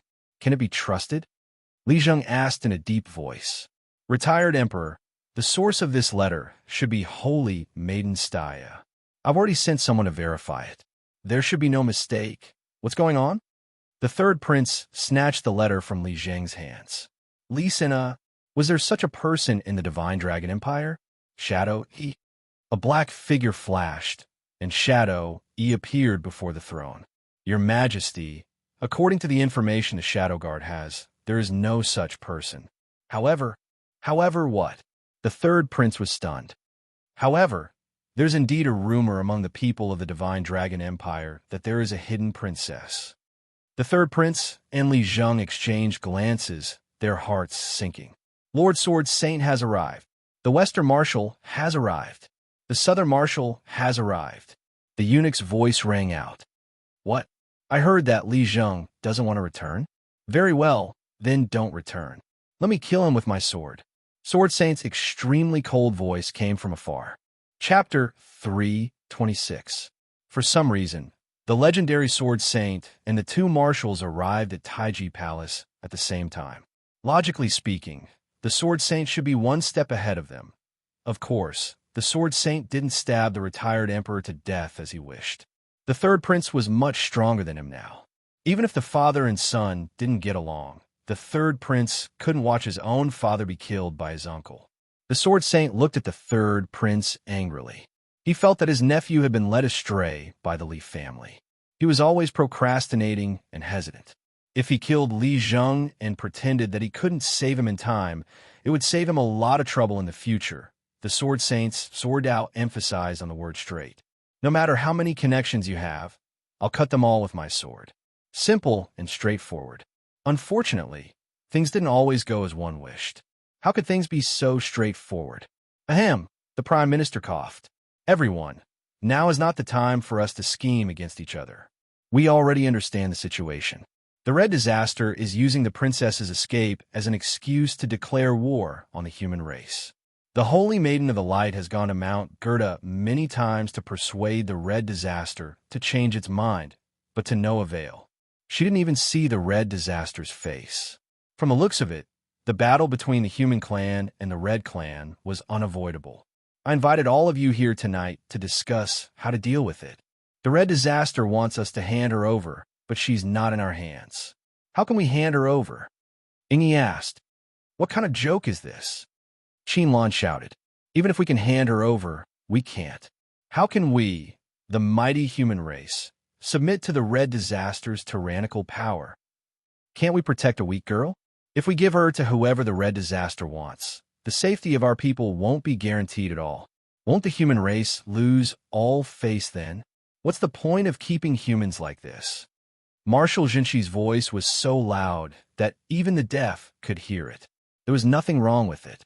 If it weren't for the fact that there were only a few people here, if this was a court meeting, all the officials would have knelt down and shouted, Grand Marshal is right. However, at this moment, everyone was silent for a moment and ignored Marshal Qin's words. Marshal Qin's words were correct, but not acceptable.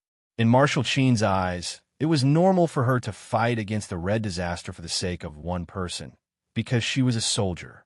To a soldier, protecting the country, dying on the battlefield, and ensuring the safety of the people was an honor. But the others were not soldiers. The others were politicians. They had never even thought of such a thing. Other than Luo Fenghu, who was also a Grand Marshal, who felt that Qinlan was right, everyone else felt that there was something wrong with this girl's brain. Brother Long knows that the person isn't in my hands, the third prince pondered. He wants me to issue a bounty all over the world. I want to let that Princess Li Sena know the seriousness of the matter. Let her know that the human race is about to go to war with Brother Long for her. It's best if she can return on her own for the sake of the world. That should be the case. The Prime Minister nodded. Then I wonder if Your Majesty thinks that Li Sena can return. If I'm not wrong, she probably won't be able to return, the third prince said. Let's not talk about whether Princess Li Sena has the courage to sacrifice herself. Of course, I think it's very difficult. As the saying goes, even ants drag out their lives, let alone humans. But more importantly, don't you think it's strange that a princess like her could escape from Brother Long's territory? The Prime Minister was silent for a moment. Now that he thought about it, it was indeed very unlikely. I've fought with Brother Long before.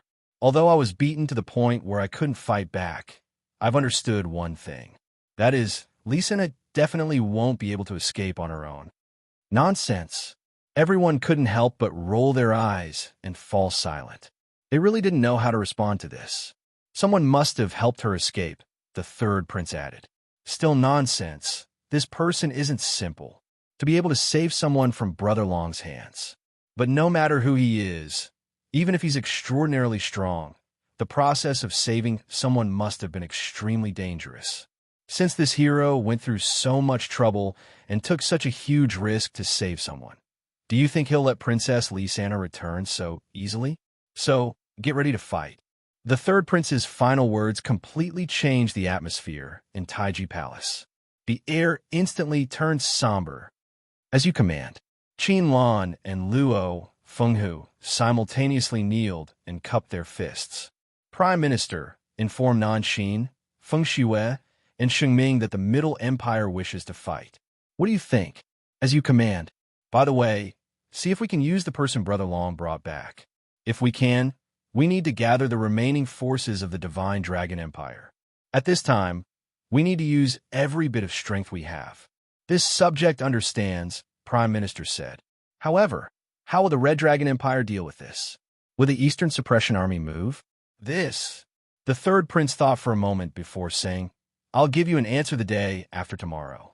Then, what will your majesty do tomorrow? Prime Minister frowned. I'll personally make a trip to Mount Gerda to chat with Brother Long. Don't forget to prepare a gift. The various ministers exchanged glances. In the end, no one spoke up to advise the emperor not to take the risk. Uncle, I also need to use the forces of the pugilistic world. The third prince looked at Sword Saint. No problem, Sword Saint said. Seeing the Sword Saint's attitude, Li Zheng felt very uncomfortable. Li Zheng thought back to when he was the emperor. No matter what he said to this person, the other party would turn his nose up and ignore him. The other party would even scold him and chop him up with a sword. This was great. Working for his nephew was indeed different. Imperial father. The third prince bowed. Before you left, are you sure Mr. wasn't a prince? Li Zheng suddenly asked. Brothers will always be brothers. This is very rare in our country. The third prince remained silent for a moment before asking. Isn't it too hasty to mention this now? My son, that's not right. Li Zheng shook his head. The princes are the foundation of the country. How can we not value them? Furthermore, you and the Empress have always been in love. Why haven't you done anything? This really puzzles Imperial Father. Could it be that you have wasted many years in Spring Wind Pavilion? No. The third prince was anxious. There were too many things to do. I didn't have the time. Oh. Li Zheng nodded. Then he said earnestly, My son, the eldest son of the imperial family, has yet to be born. Yet, you keep putting yourself in danger. In this way, won't the Middle Empire be like rootless duckweed, like grass in the wind? Won't it be unstable? The third prince was sweating. At this moment, even if he could summon the wind and summon the rain, go against Jilin and gather the fortune of the human race, it would be useless. Imperial Father, what do you mean? Please say it clearly. The war will be in 1 month. In this 1 month, I want to see the eldest son of the Leaf family. Can you do it?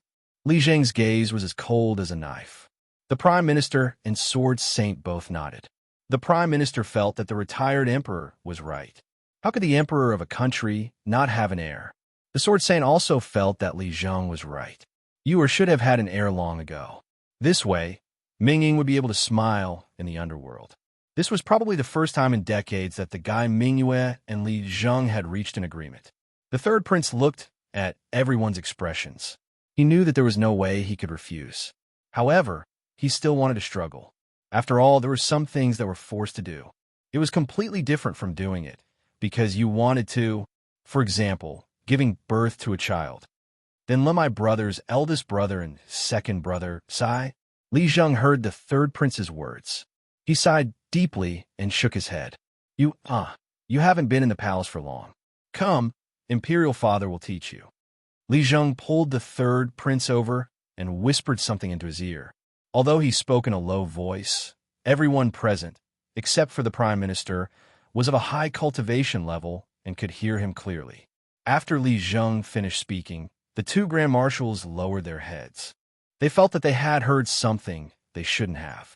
The Sword Saint's expression was already dark, and he tactfully left. The third prince's expression was very interesting. He looked at his imperial father again. It was as if this was the first time he truly knew this person. He looked around Taiji Palace again. For the first time, he felt that this place was so dark. What do you think? Li Jing stood with his hands behind his back, looking very righteous. The third prince took a deep breath. Thank you, Imperial Father, for your teachings. Xueqing will definitely be pregnant within a month. Very good. Li Jing nodded. Chapter 327. Red Dragon Palace. Qilin was fiddling with a piece of jade in his hand as he pondered over various matters. No one played cards with him because no one would participate in a bet that they would definitely lose. Aisha and Bane. Damn it. Master. Bat-Tel walked in and said in a low voice. What's the matter? Jilin asked casually. A human came, Bat-Tel said. Another self-proclaimed hero. Jilin sneered. No. Bat-Tel hesitated. He said he's the emperor. Oh? Jilin raised his head. Let him come. Outside Red Dragon City. The third prince stood in front of the city gate alone, wearing a dragon-patterned golden armor, with his head held high. He looked extremely cool in the red world, as if he was going to attack Red Dragon City alone. The dwarven cannons on Red Dragon City had already shown their power, and there was light smoke floating from the muzzle. Previously, dozens of cannons were bombarding the third prince alone, but it was useless. This made the dwarves on Red Dragon City feel like they were facing a great enemy. Suddenly, there was a commotion on the city wall, and Sing walked out and shouted on the city wall, Our Beast King invites you in. Open the gate. With Sing's order, the gate of Red Dragon City slowly opened. Bat-Tel walked to the third prince and politely gestured toward the gate. Please, let me take you to see the master. The third prince had a faint smile on his face, and he stood with his hands behind his back, motionless. He acted like an expert, so mysterious that no one could see his depth. Why aren't you leaving? Bat-Tel was a little confused. Oomph. The third prince snorted. I don't dare. What? I said I don't dare. I'm the emperor, and I have the fate of the human race on my shoulders. How can I risk my life? Charging into that tiger's den alone. At that time, what if my brother Long thinks that it's easier to just kill me? Then wouldn't I be in a hopeless situation with nowhere to run? Let him come out. Do you think that if I wanted to kill you, you would be able to escape from here? Unknowingly, Jilin had arrived outside Red Dragon City. Master. Bat-Tel lowered his head. Go back. Jilin waved his hand. Brother Long, you sure put on airs. I've come from afar, but Brother Long doesn't even welcome me? The third prince asked Jilin, You dare to come here alone? Have you almost mastered the power of the human emperor? Jilin asked. Not bad. The third prince cupped his fists and bowed. You came empty-handed. Jilin tilted his head. Huh. The third prince froze. After so many years, Brother Long really hasn't changed at all. Of course, how could I come empty-handed? Wouldn't it be rude to come empty-handed after such a long journey? The third prince took out a cup from nowhere and threw it to Jilin. This cup was the size of a human head and made of pure gold. 9 lifelike golden dragons were carved on the outside, and each dragon's mouth held a round gem that had been polished to perfection. In human words, it was priceless. Jilin caught it, looked at it carefully several times, and nodded with satisfaction. Tell me, what are you doing here? Ha, Brother Long. Why do you ask when you already know the answer? I'm not really asking you. I'm just giving you a start. I'm not really asking you. I'm just making small talk. Are you going to tell me or not? If not, I'm leaving. Tell me. The third prince stopped laughing. Brother Long, I want you to think twice. Is it really worth it to start a war between the two races just for a human girl?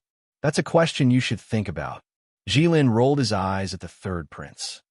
Brother Long, if I knew where Lee Santa was, I would definitely catch her and offer her to you with both hands. But the problem is, I don't know. Brother Long, why do you have to make things difficult for me? How can you hurt our brotherhood for a little girl? What are you talking about? Jilin was shocked. Why do you make it sound like I'm trying to steal your girl? That's not important. I'm just helping Brother Long realize how inappropriate what you're doing now is. The third prince was obviously doing it on purpose. I must have that person. If you can give her to me, then that's fine. If not, I'll find her myself. Jilin ignored the third prince. Brother Long, now that the four seas are at peace, the human race is united like never before because of you. All non-human races have now submitted to you. Now, as long as you cease all activities, peace will no longer be a fantasy. The third prince clenched his fists. Peace is your pursuit, not mine. Jilin looked at the third prince strangely. Brother Long, as the Orc King, you rule over many races. Peace should be your pursuit. The lives of the people of the Orc clan have just improved. Do you want them to be poisoned by the flames of war and fall into the abyss of suffering again? The third prince brought up the cause of righteousness. Jilin was silent for a moment. Then his gaze became determined. The third prince, I'm telling you, I can't capture that human, even if this world is destroyed. The third prince was shocked by Jilin's sudden display of power. He couldn't help but take 2 steps back. Why? It's not convenient for me to tell you this, because it concerns the Dragon Clan. Jilin said, You're willing to bury the entire world for that Dragon Clan that's so far away. The third prince pointed at Jilin. I know what you're thinking, but as insignificant as a human, you can't understand me. Jilin turned around and walked back. If I don't see her in a month, we'll start a war. Stop, the third prince shouted. What? Jilin turned around. His gaze became dangerous. If you want to fight, fine, but let's make it clear. The third prince gulped. Make it clear. Jilin was stunned. The third prince reacted. He was so nervous that he even used the jargon he learned in the pugilistic world. Where and when do we fight? The third prince spoke in a low, muffled voice. He didn't have much confidence. If they agreed on a time and place, it would be a proper war. However, Jilin didn't need to fight the humans head-on. Their people were either in volcanoes, deep in the wilderness, or in the endless ocean. They were all dangerous places that humans couldn't reach. Humans couldn't attack the Red Forces. However, the Red Forces could attack human territories at will. Jilin had the initiative in this war. The humans could only passively take a beating. Therefore, as long as Jilin told them the time and place, no matter what, the third prince's trip wouldn't be in vain. When do we fight? Jilin thought for a while. The third prince's face was full of anticipation. Why should I tell you? Jilin laughed. UF ** King.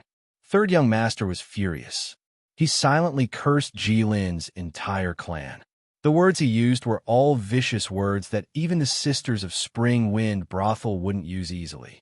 Every sentence was enough to make an upright gentleman tremble a few times. However, the third prince's real thoughts were, did this dragon grow a brain? You're tuning in to the Warrior Lore YouTube channel. Don't forget to subscribe and join us on this journey to catch the most captivating stories.